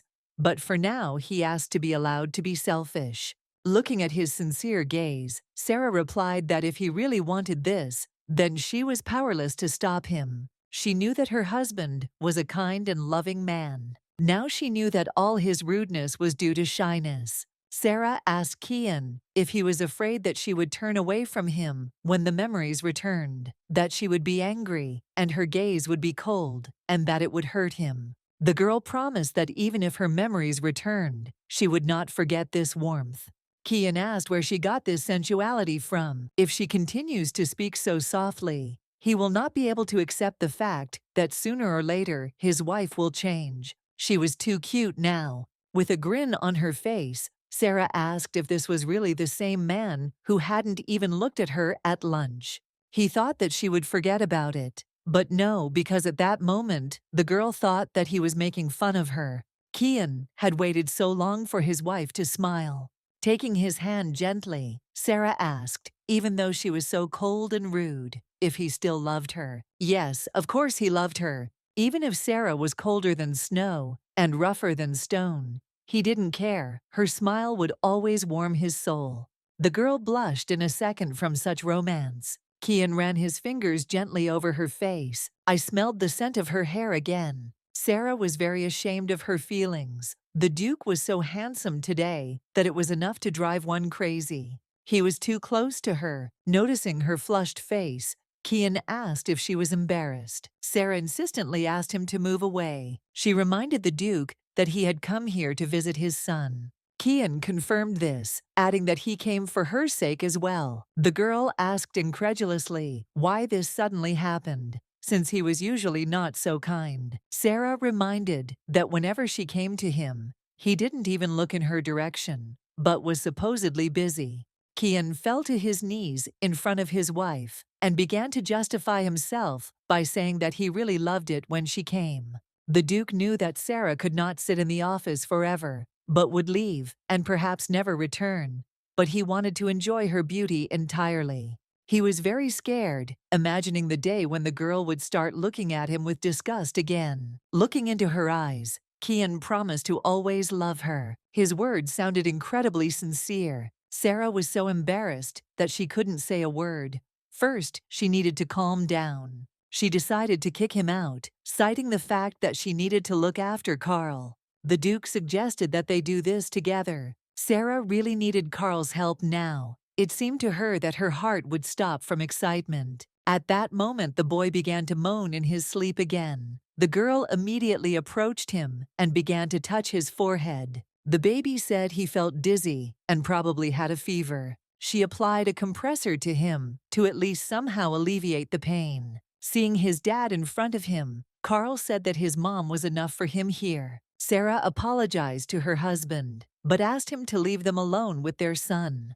The Duke was very keen to stay, as he knew how to help with this disease, having suffered from the same thing as a child. Without letting his father finish speaking, Carl began shouting that it was very noisy in the room. This little sly one began to imagine that Dad was so noisy and that his ears were ringing as if his head was about to burst. Kian clearly didn't expect such dirty tricks from his heir. She once again asked her husband to leave, as her son needed peace. The Duke had no choice but to surrender and leave. The next day, Sarah couldn't concentrate at all. Margot saw that her mistress was exhausted and insisted that she go to bed. The Duchess refused, as she had not yet finished her work. But the maid tried to convince her that sitting all night with the young master was work. In the early morning, Sarah had to go to her office to work, so now she was worried about her son's condition. Margot happily announced that Carl's appetite had returned, and he had a very hearty lunch, and it seemed that his strength was returning. Someone knocked on the office door. Sarah immediately assumed that it was Kian, and he had come to see her. Fortunately, she was mistaken, and a young gentleman came to see her. The girl immediately rushed to her son to check his condition, because he had not yet fully recovered, but was already walking around the mansion. Looking into his mother's eyes, the baby said that he missed her. Sarah and Margot were immediately touched. Carl had been very sensitive lately. The maid immediately went to prepare tea and cake for the master. The baby asked his mother to stay with her. Sarah asked him if he was sure he wanted to stay because her job was completely uninteresting. For the baby, it didn't matter. As long as his mother was working, he was just going to sit and wait. Sarah immediately agreed, promising that when she finished, she would read Carl a story. It has been raining heavily lately, and plans to go boating with my son fell through. The baby was waiting for this moment, but was sure that his dad would not go with them. Carl was convinced that his father didn't like boats, and yesterday he said he was very busy. Out of nowhere, Kian appeared, saying that something was happening behind his back. Sarah immediately began to ask how he got there, but everything was very simple. The door to the office was open, and the Duke decided to look in on the way. He said that his son was right, that his father was very busy, but for him Sarah was more important. The Duke was ready to go boating anytime his wife was not busy. Carl asked his mother to sit next to her when they rode in the carriage. The Duke interrupted his son, saying that he would sit next to his wife since they were husband and wife. A dispute broke out between the Duke and his son over Sarah, each trying to win her over to himself. The girl really didn't like these childish squabbles between father and son. She dreamed that they would become friends without any squabbles, but at this rate, it was impossible to count on it. Sarah interrupted them sharply, saying that arguing was bad and that they would get nowhere. The girl asked both of them to leave her office for a while. She demanded that Kian stop acting like a child in front of his own son. She began to scold him for being a father and behaving this way towards his own child. She then turned to her son, explaining that it was wrong to speak so rudely to his father. Sarah explained that if a father wants to spend time with his son, then it should not be avoided. The boy began to apologize, promising that he would not do it again, begging his mother not to abandon him. The girl said that she had no intention of leaving anyone. It was just that when she and her father quarreled, they needed to be punished. The boys stared at Sarah in confusion. She said that, as punishment, they would have to walk together holding hands. But since it was raining outside, the walk would take place along the corridors of the mansion. Both boys didn't like this idea at all. Kian believed that there were limits to what was allowed, and the baby began to prove that he and his dad were very close. In that case, Sarah asked to leave her room and not return until they made her decision. Turning to Margot, the Duchess asked her to escort the guests out. The maid could barely contain her laughter. Kian picked up his son, saying that unfortunately they had no other choice, so he should hold on tight. Carl agreed, but only because his mother asked. Margot smiled after them, saying that she would definitely tell the lady how tightly Carl squeezed his father's hand. All the servants around were whispering, seeing the Duke with his son. It was the first time they had seen anything like this. Keanu felt awkward under the maid's stares. Carl began to blame his father for everything. The Duke believed that if his son had not been capricious in front of his mother, none of this would have happened. He still believed that if Carl had given him the seat next to his mother, there would have been no punishment. Looking into his son's eyes, Kian understood why Sarah was so angry with him, because it was impossible to feel jealousy towards such a young child. The Duke admitted to his son that he was wrong. Carl was shocked that his father would apologize to him. After a short pause, the baby said that his mother still loved him more. This time, Kian was smarter, answering that even if that was the case, her son should not forget that he was her husband. The boy was again amazed that his father did not even deny his words. He still had so much to learn. Margot admitted that the lady's plan for rapprochement had worked. Returning to Margot's office, They found her sleeping on the table, apparently very tired. Kian decided to move his wife to the bedroom. Margot was going to call the butler for this, but the Duke stopped her, saying that he would do it himself. Surprisingly, Sarah was quite light. The maid reported that the lady had recently lost a lot of weight and suggested that the Duke dine with her to make sure that she was eating well.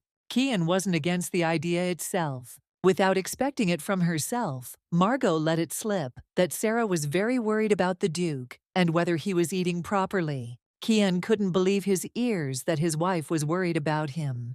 Margot was a good actress, and she began to describe in vivid detail how her mistress had often said that her husband must be lonely, eating alone, and that she would like to keep him company. The Duke promised the girl that he would not tell his wife how he knew everything, because the main thing here was something else. The maid wanted to take Carl to his room, but the little boy refused, saying that he would go with his mother since she had been with him all night, and now it was his turn. The Duke knew perfectly well that his son would not listen to him if he ordered him to go to his room. Sleeping Sarah was even more beautiful. Little Carl noticed that his mother was always beautiful.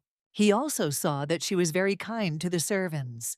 Kian added that his wife never gets angry at those who are kind to her. Sarah knew what kind of sweets her son liked. Both boys noticed that Sarah had an angelic voice and smile. The girl heard everything, didn't show that she wasn't sleeping. Her face turned red from so many compliments. She was glad that her son and husband had become closer, but she felt like she was going to die of shame. Sarah decided to pretend to be asleep until the end. After a few minutes, there was silence.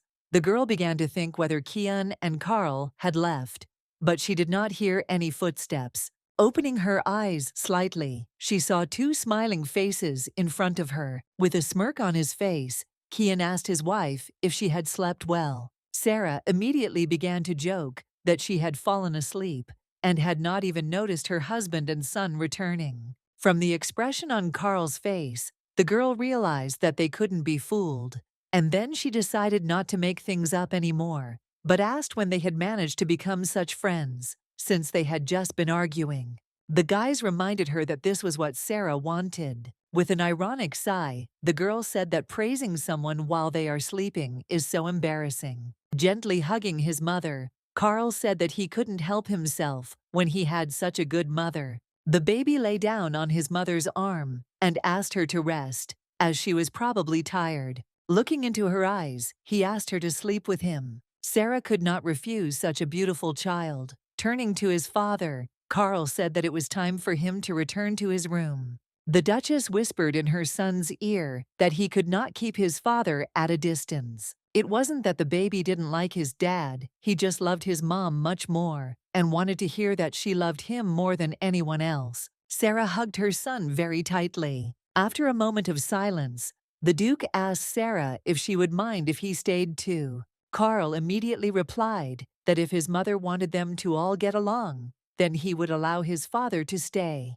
They all lay down together and hugged their son tightly. The baby fell asleep very quickly. It was like Kian's dream had come true, lying in bed with his wife, knowing that she loved him.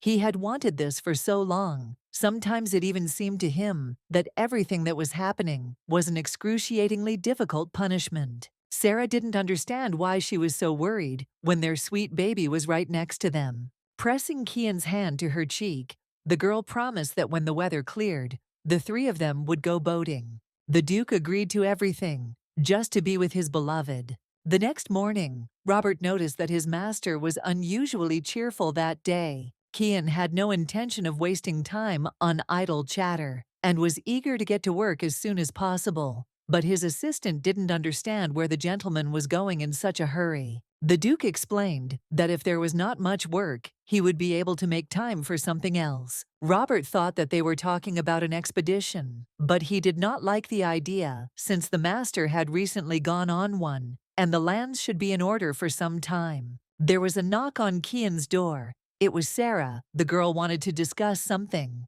Before the Duke could answer, Charles said that it seemed that the Pope was busy and that they should return later, but the Duke told his family to come in. The Duchess reminded him of her promise to go boating while it was not too hot. Kian replied that he could only spare a day next week, and there was no need to worry about the location, since he had already arranged everything. Sarah was very happy to learn that her husband was also looking forward to this day and was worried. She reminded him that food for the picnic should also be prepared. Robert was also happy, as his sleepless nights at work had left him very exhausted. A couple of days later, Margot packed everything for the ladies' picnic. The weather was nice today. Carl ran very quickly to his mother. The girl stopped him and asked him not to run like that because he might fall, but the baby just wanted to have time to take a place next to his mother. Once again, the boy was incredibly sweet. Sarah asked him to sit in the carriage next to his dad. Due to his age, Carl was not able to hide his emotions at all. He was upset that he would not have to sit with his mother. Kian was already waiting for his family near the carriage. When he saw his wife, he simply froze. Her dress was superb. He warned the girl that she needed to protect her skin, otherwise she might get sunburned. The Duke said that he would take care of this later, but for now it was worth getting into the carriage. Kian spoke with such a red face, Sarah didn't know what to feel at that moment. Carl pulled his mother into the carriage because he was hot. Picking up his son, Kian said that he had cast a cooling spell on him, so he wouldn't be too hot during the trip. The Duke noticed that his wife had also blushed, and with a smile on her face, he asked her to get into the carriage quickly. She wished he would stop smiling. He was even more handsome with a smile. Carl looked around with curiosity. He was interested in everything, even simple grass. The Duke warned that they would need to go out earlier and take a walk. The coachman announced that they had arrived. Kian was the first to get out of the carriage. He gave Sarah his hand and warned her to be careful as she descended. The son intercepted the hand and, with a grin, thanked the gentleman. Kian picked up his son in his arms, who started kicking and screaming to be let go, as he wanted to walk hand in hand with his mother. The Duke was going to carry his son to the lake, because if he got tired before they arrived, he would not be able to enjoy swimming. Kian grabbed his wife by the waist and, looking tenderly into her eyes, said that it was time to go. He was so close that Sarah's heart was pounding in her chest. The Duchess suggested that they go for walks together more often. Her husband and son were so cute that it was a pleasure to watch them. A few minutes later they arrived. The view was simply gorgeous. Sarah could not even imagine that there was such a beautiful place near the estate. Looking at his wife, Kian said that he had always wanted to come here with her and that she had finally kept the promise she had made to him back then. Sarah didn't understand what promise was being discussed. Looking at his son, Kian said that back then, he never even thought that they would have a child. The girl politely replied that she was glad that her husband had managed to keep his word. It was very kind of him.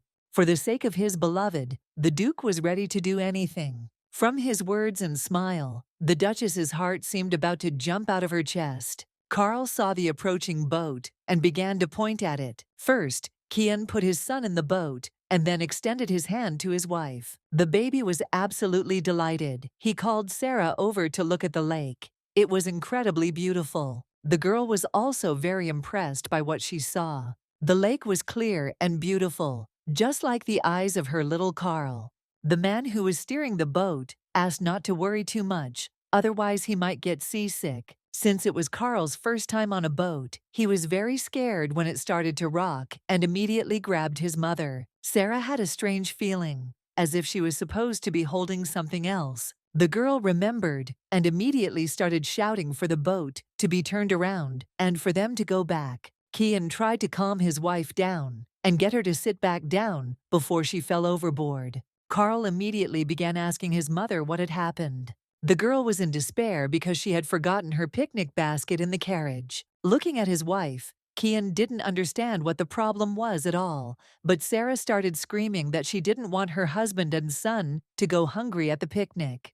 The Duke said that his wife was still just as sloppy. Some memories surfaced in her head. Sarah fell, and a guy who looked a lot like Kian extended his hand to her and helped her up. The girl couldn't understand what these memories were and why they appeared right now. Sarah felt a terrible sadness. Was it all because of this memory? The boat's manager whispered to the Duke that his wife seemed to be not feeling well. Two pairs of eyes immediately turned to Sarah, asking if she was really that worried about the forgotten basket. The girl began to reassure her son that she was completely fine. Kian didn't even know what to say about this situation. He assumed that something else had happened to his wife. The Duchess knew perfectly well that if she told him about the memory, it would be awkward for both of them. But she did not want to spoil such a wonderful family outing. She pretended to turn away from him and reminded him that he had called her sloppy. Making Kian feel guilty, Sarah said she had tried really hard for today. Hugging her son tightly, the girl added that if the Duke wanted forgiveness, he should buy something tasty for her and her son. The Duke breathed a sigh of relief. He said that Sarah could ask him for whatever she wanted. There was nothing he could buy for his wife and son. Kian changed the route, asking to sail in the exact opposite direction from the estate. He also asked to pass on a message to the cab driver to wait at Glory's store. It was the first time Sarah had heard the name of such a store. Did her husband really go there that often? When they reached the shore, Kian extended his hand to his son so that he could carefully descend from the boat. The Duchess saw that her husband and son had become very close. She was so proud of them. If things continued like this, they would be able to fix the bad ending. At that very second, Sarah froze in surprise. Both members of her family asked to hold their hand. The girl smiled broadly. She was very glad that she had such a loving son and husband. Sarah assumed that her clothes were too fancy for this town, since people were staring at her all the time. Turning to Keanu, she asked if there was a clothing store nearby so she could dress more casually. The Duke immediately understood where he could take his wife. A woman emerged from behind the counter and asked what his guests would like. Upon seeing the Duke and Duchess, she immediately began to shout loudly that she could not believe her eyes, that the Duke himself had visited her shop, and with his wife at that. The woman introduced herself as Gloria and said that she was the owner of this small studio. Gloria admitted that she had already wanted to stop by and say hello to the Duke, but that they had visited her store was a great honor for her. Sarah didn't understand that if Gloria and Kian knew each other, then why were they acting so strangely? She decided to switch to things so as not to imagine anything. The woman said that things were going well as usual. Thanking the Duke for coming to her studio himself, she asked why he had not warned her about the visit today. Kian replied that he was just passing by and stopped in because he felt like it. Sarah immediately assumed that there was something between her husband and this girl.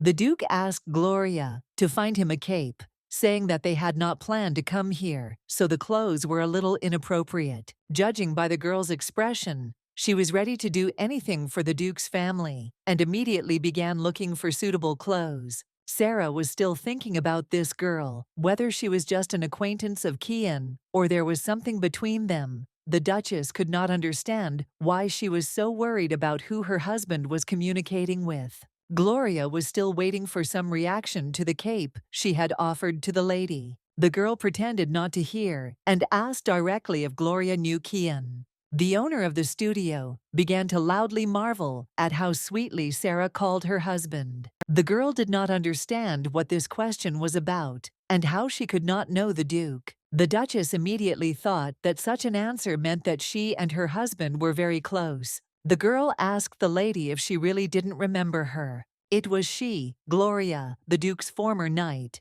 During her service, Gloria found a new purpose. Many people liked her clothes, so she decided to open her own boutique. Although the girl swore to the Duke that she would serve him until the end of her days, she left knighthood in pursuit of her dream. Although it was not enough to pay for everything the Duke had done for Gloria, she decided to give her clothes every time he passed by. However, the gentleman always came alone, and today with his wife and son. Sarah understood everything and asked to pass on the cape.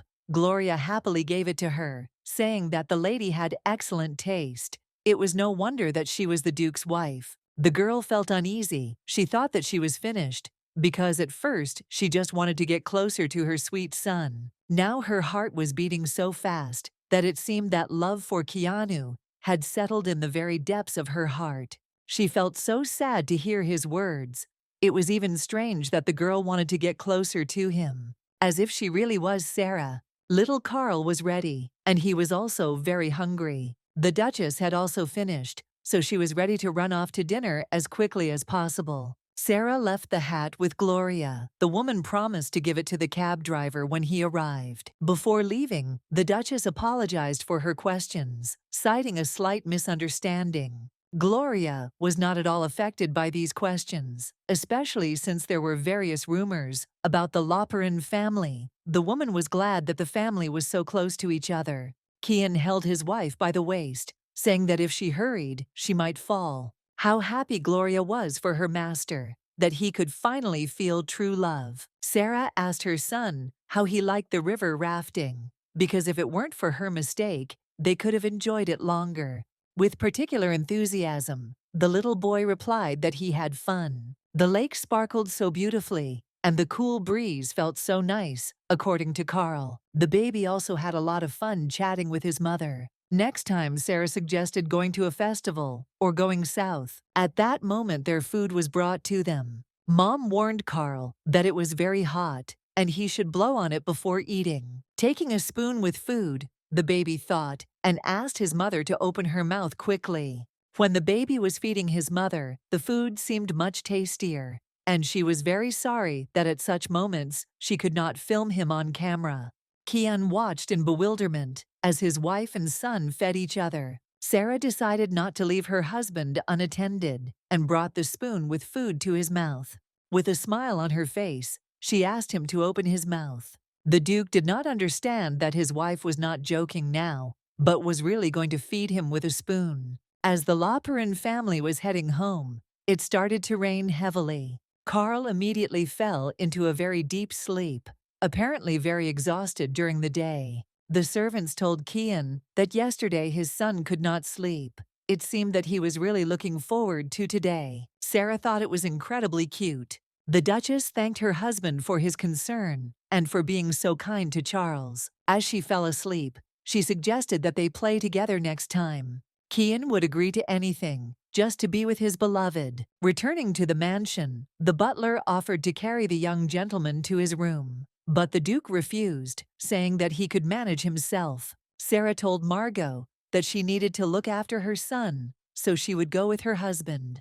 Robert intervened in the conversation, very emotionally shouting that when the Duke took his son to the room, he should come to the office, since a lot of work had accumulated. Carl woke up in his room in his dad's arms. Sarah immediately told the baby that he needed to wash and change clothes, and then she would sleep next to him. In all seriousness, the baby refused, saying that he would sleep alone today. Sarah was afraid that something had happened and that she had offended him in some way. With a sly look, Carl said that he and his dad had agreed on something, so he would sleep alone tonight. The kid clearly wasn't going to tell his mother about their agreement. It was a secret between him and his father. He didn't want to listen to the story today either, citing the fact that his mother was tired. Sarah called her son very caring, because he was so worried about his mother that he even refused his favorite bedtime story. Turning to Kian, the Duchess asked her husband to satisfy her curiosity. Looking at Charles, the Duke replied that his son wanted everything to remain between them. Sarah felt very awkward that they were now sleeping separately, usually all three of them.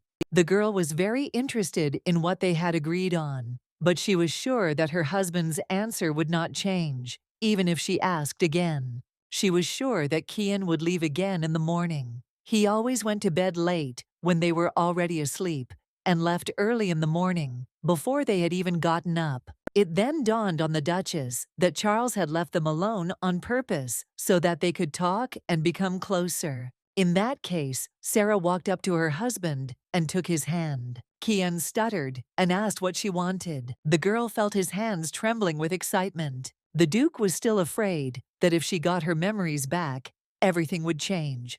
But she had promised that this would not happen. Sarah asked her husband how he was enjoying his day. Keanu enjoyed it very much. He noticed how his wife and son laughed so sweetly that he couldn't figure out which of them was the child. The Duke said he kept his promise. In Sarah's head, her heroine appeared, all in tears, screaming at her not to believe him, because his promises were worthless. The heroine suffers greatly, repeating that she should not love him, and that she does not deserve happiness. She wanted so much to be happy, to tell him that she loved him too. She never could. The heroine decided that it was better for him to hate her. Sarah couldn't understand why the memories had suddenly come flooding back so abruptly. It is possible that the heroine also loved Kian, but then it was not clear why she treated him so coldly. The Duke noticed that his wife had turned very pale. Sarah lied and said that everything was fine. They had just been driving in the rain, and she was still a little chilly. Covering his wife with his cloak, Kian said he would ask the servants to bring hot tea. Even if Sarah doesn't change, the Duke will remain just as anxious. To fix their relationship once and for all, the girl decided to get to the bottom of the truth and find out their past. The Duchess told her husband that she had long felt that he loved her more than himself. She didn't understand why there was such selflessness. Looking at her tenderly, Kian said that he fell in love with her only because she was her. Sarah reminded him that she had never even paid attention to him. Kian didn't understand what this conversation was about. The Duchess explained that she noticed how her husband was still worried, thinking about their relationship as a sweet dream from which he was destined not to wake up. She asked Kian point blank if he was afraid that her memories would return. Sarah asked her husband to tell her exactly what happened between them. Even though it sounded selfish, the Duke decided to remain silent. He had dreamed of teaching her to smile for too long, so he decided to leave everything as it was, even if it was for a short time.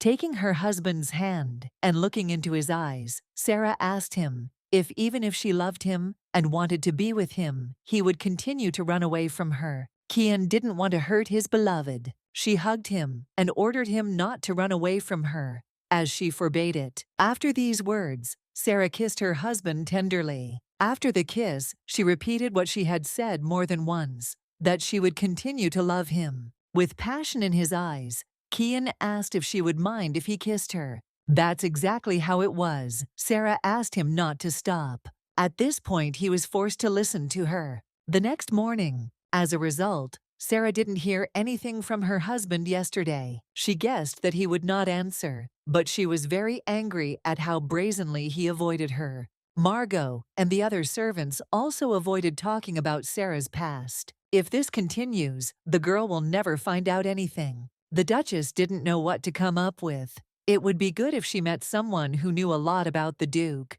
A second later, a brilliant idea came to Sarah. She decided to find out everything from Lady Penzel. It seemed the rumors were true, and the Duchess decided to take advantage of the opportunity to ask Lady Penzel about everything. If you play your cards right, you can get a lot of useful information. When the mother came to the library to talk to her son, he suspected something was wrong. Sarah told Carl that his new friend Ron missed him, and they were invited to the Penzel mansion again for a meeting. The girl immediately reassured her son that no one would make fun of him, since they would be the only guests. Carl was surprised that Ron actually wanted to see him. Sarah told about the letter that Lady Penzel sent. Allegedly, her son enjoyed communicating with the younger Mr. Loperin. In that case, Carl suggested that his mother invite guests to their home. It turned out that the baby had long wanted to invite friends to the estate. Sarah was incredibly happy that her son himself wanted to invite friends. Thus, they were further and further away from the bloodthirsty killer. The baby's only condition was that he wanted to be alone with Ron. The maids were bustling about since the morning, tidying up the estate and preparing to receive guests. Ron and his mother were about to arrive. Sarah asked her son if he was ready to meet his new acquaintance. Carl was more prepared than ever. He was really looking forward to this day. The Duchess hoped that the boys would get along as well as they had then. The weather, of course, made me worry.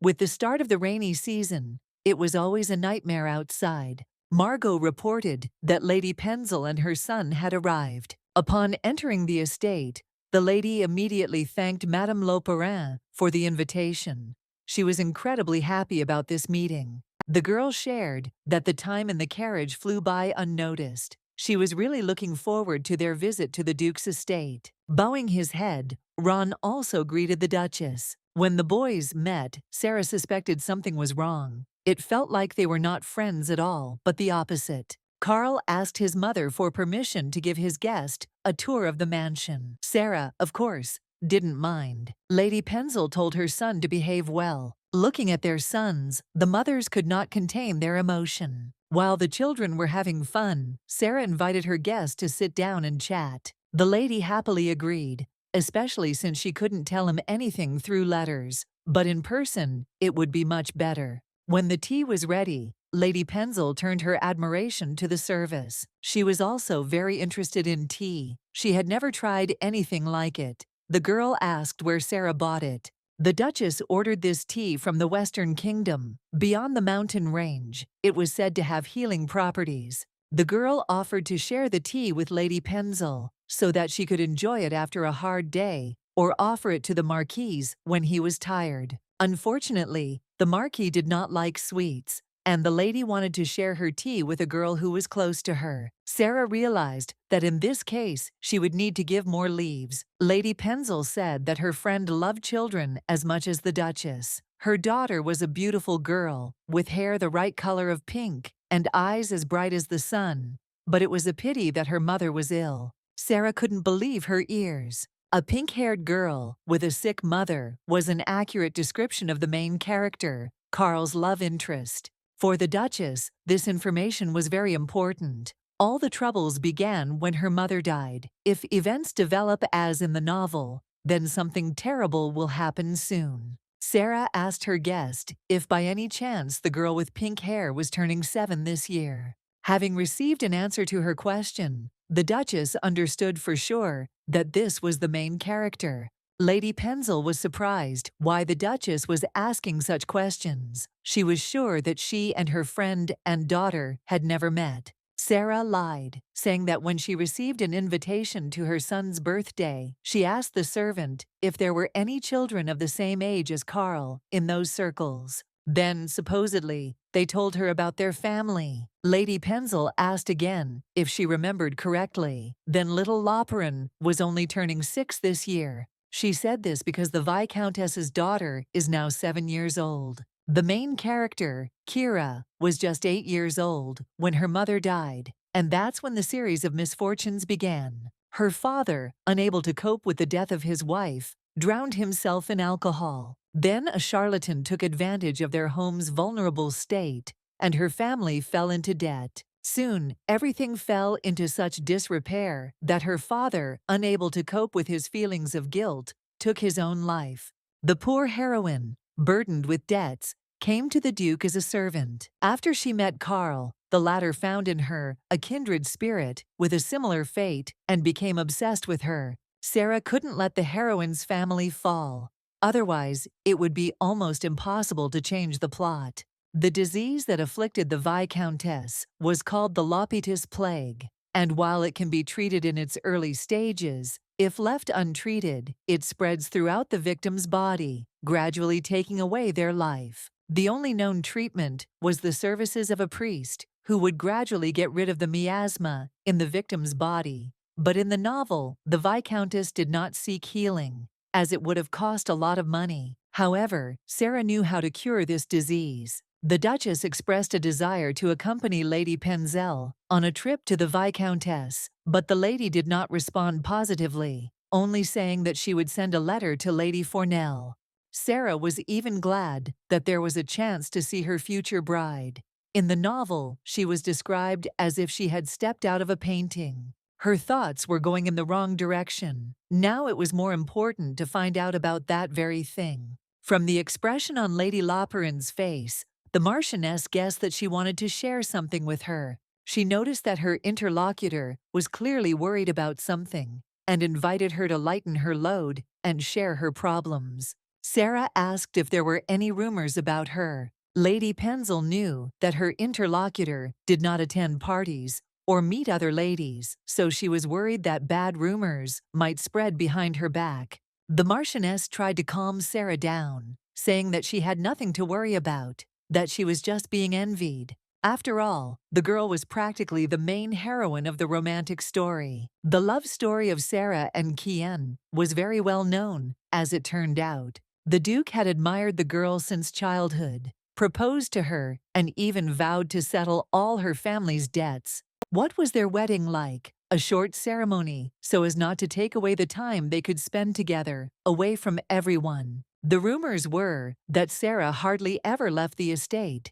because she spent all her time on love affairs. Lady Penzel admitted that she even wished that she and her husband were just as romantic. The Duchess knew she couldn't tell her interlocutor that Kian and Carl had initially been afraid of her like a dog. But if she admitted that the rumors were true, she would be too embarrassed to continue the conversation. In the end, Sarah didn't learn anything useful. It looks like she'll have to rely on scraps of her heroine's memories. Lady Penzel asked the Duchess to tell her about her beautiful son. She really wanted to discuss this wonderful baby with her. Sarah seemed to have prepared for this topic. She took out a bunch of diaries. She didn't have a videosphere, but she had diaries filled to the brim with Carl's entries and cuteness. The girls' conversation was suddenly interrupted by a knock on the door. Margot apologized for the intrusion, but it was clear from her eyes that something had happened. One of the knights came to ask the madam for help. The conversation was about the young master Carl and the son of the Marquise. The man said that the young gentleman would soon destroy the training ground to the ground, and he begged the Duchess to stop them. For a second, Sarah froze at what she heard. Once at the training ground, the girl could not understand what had happened. Carl stood in front of her, covered in dirt, with the remains of the flames blazing around him. She demanded that her son explain what had happened. Confusion was evident in his huge eyes, and he stuttered as he tried to come up with an excuse for what had happened. Sarah melted at the sight of his face, but she had to be strict and scold him, because he could get hurt.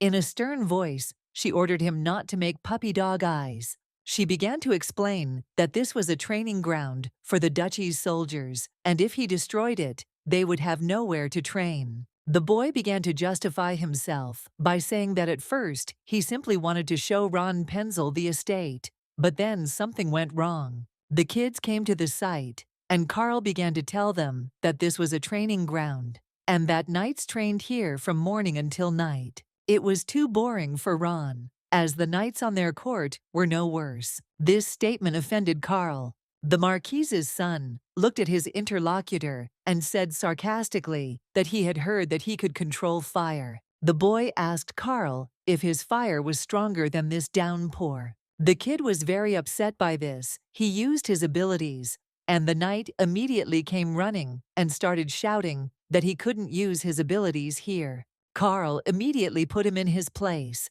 ordering him not to interfere, as this was a training ground, and he was just practicing. The young master also ordered that under no circumstances should his mother be told about this. Seeing the small flame in Carl's hands, Ron mockingly asked if this small flame wouldn't go out if it got caught in the rain. The young master told his guest to look carefully. With a wave of one hand, all the flames spread throughout the entire training ground. It was incredible for Ron. With a mocking voice, Carl asked if, since his guest was applauding him so much, he did not have such abilities. Ron didn't understand where his interlocutor got this idea from. With a wave of his hand, he created a huge whirlwind. He was clearly no weaker than Carl's fire. The young gentleman immediately began to justify himself by saying that if he had wanted to, there would not have been ashes left from the trees.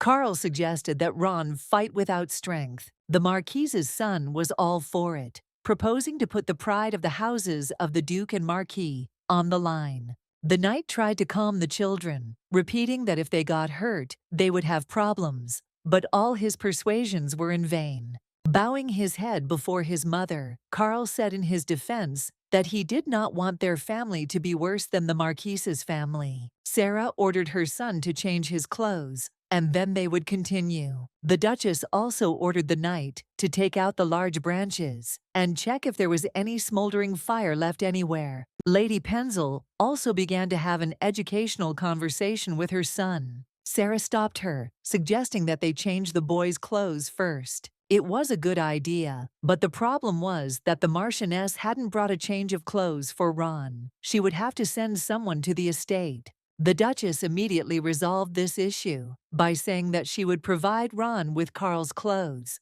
so as not to waste a lot of time on the road. The Marquise thanked Sarah for her concern, but she was incredibly ashamed that the training ground had been destroyed. The girl reassured her guest, saying that she had already asked the knights to settle everything. The ladies went into the house, leaving the children with Margot. Lady Penzel thanked the Duchess for the day and for her indulgence in Ron's rebelliousness. Sarah didn't see a problem with it at all, since they were just kids. Margot brought the young gentleman. Fortunately, during this time they did not have time to get hurt. Ron humbly asked the Duchess for forgiveness, saying that he had learned a lesson from the crime he had committed. The baby also apologized to Carl for causing him inconvenience at his favor. Sarah noticed that Ron even apologized eloquently. Now it was Carl's turn. The little boy bowed his head and apologized to the Marquise for the inconvenience caused. However, turning to Ron Penzel, the young gentleman loudly called him arrogant. Sarah started shouting that you can't do that to friends. At that moment she was very ashamed for her son. She immediately began to apologize to the Marquise for this rudeness. Little Ron burst out laughing and said he knew he was being arrogant. The Duchess did not understand now what had happened. Was it really normal for children, and would it all end like this? Carl asked his guest when he would come again. The kid replied that as soon as the rainy season was over, otherwise he didn't like all this dirt and slush. Something didn't add up here, because the boys had just been fighting in the rain. Ron challenged his friend to fight properly next time. Sarah was already completely confused, but the Marchioness stood there joyfully. She believed that children become closer after a fight, and it seemed that this turned out to be true. The next day, Carl burst into his mother's office without knocking. The Duchess said it was impolite to enter the office without knocking. The boy immediately apologized, citing the fact that he was in a hurry, handing his mother a book that he did not want to read. Carl brought a fairy tale called The Story of the Winter Witch. The kid said that fairy tales were childish, but there was nothing to be done, because if his mother read him books that were too thick, her throat would hurt. Showing concern for his mother, Carl seemed even nicer than before, although it seemed that he could be even nicer. This book had very beautiful and colorful pictures. When the cold winter comes and the world is covered in snow, deep in the dark forest, there appears a place where you can meet a witch. The witch possessed powerful magic that could fulfill any wish. There was nothing a witch couldn't do, but a witch's life was boring. To make her life less bleak, the witch began to offer people a game where the stakes were their souls. If the traveler failed, then they would lose themselves forever. Despite this, there were plenty of candidates, because a person is ready to do a lot for the sake of those he loves. Sarah stopped and wondered if this was really a fairy tale. It was all too cruel. Also, this story reminded her of something. Carl was eager to find out what would happen next to these people. No matter who tried and how hard they tried, no one managed to defeat the witch, because she did not like to lose. She set this all up to collect people's souls. Kind, loving souls made the witch stronger. Carl asked again, if you love strongly, will the magic be stronger? In that case, he decided that he was stronger than Ron Penzel, because he loved his mother very, very much. Sarah hugged her son tightly and said that in that case, she was also very strong, because she loved Carl very, very much. The kid asked what about Dad in that case. The Duchess didn't understand what Dad had to do with it. He asked if Mom loved Dad. Sarah was a little confused by this question. Even just thinking about Keon made her feel like her heart was about to burst out of her chest. She remembered everything he did for her. If it wasn't love, then what was it? The Duchess confessed to her son that she loved his father, although she understood that Keon loved the real Sarah, not her. she still loved him.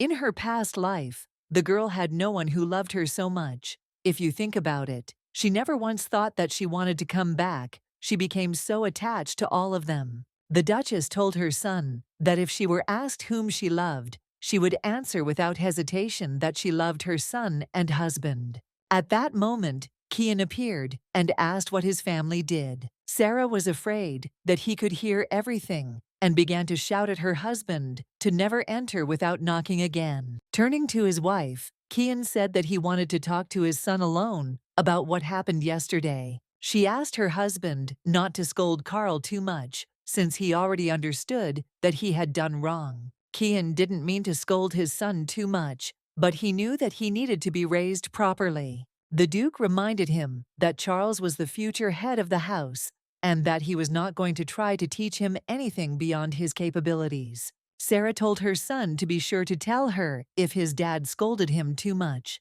Taking his dad by the hand, the little boy urged him on. Kian was extremely surprised that his son himself extended his hand to him. As he left, the Duke turned to his wife and said that they would talk about her confession before going to bed. Sarah couldn't believe that he had heard everything after all.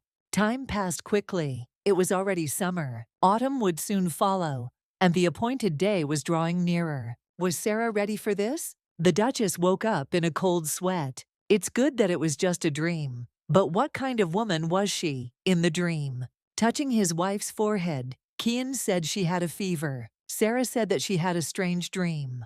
Her husband asked if she was having nightmares again. The girl asked again what she meant by again, and whether this was really not the first time. Kian immediately told her to forget his words. Now his wife needed rest. It was important for Sarah to know if this nightmare was connected with her memories. The Duke had no choice but to tell her that when they first met, they were still children. He still remembered how the little girl introduced herself to him, holding her mother's hand. At that moment she tripped and fell right in front of the Duke. Kian couldn't help but laugh, and Sarah raised her head and looked at him with an angry look.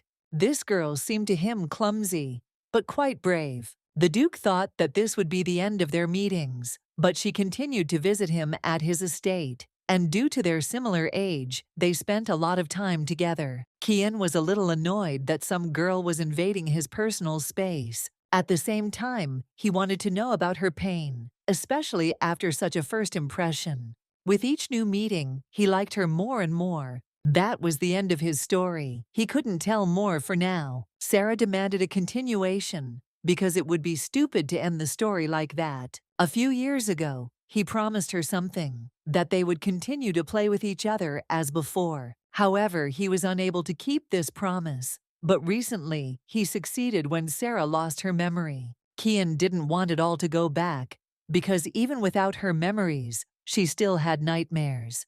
Touching his beloved's forehead, the Duke said that she needed rest. He asked her not to worry, as he would be there to ensure that the nightmares would no longer torment her. A few days later, Margot asked the lady with excitement what had happened between her and the Duke, since they had again begun to sleep in different rooms.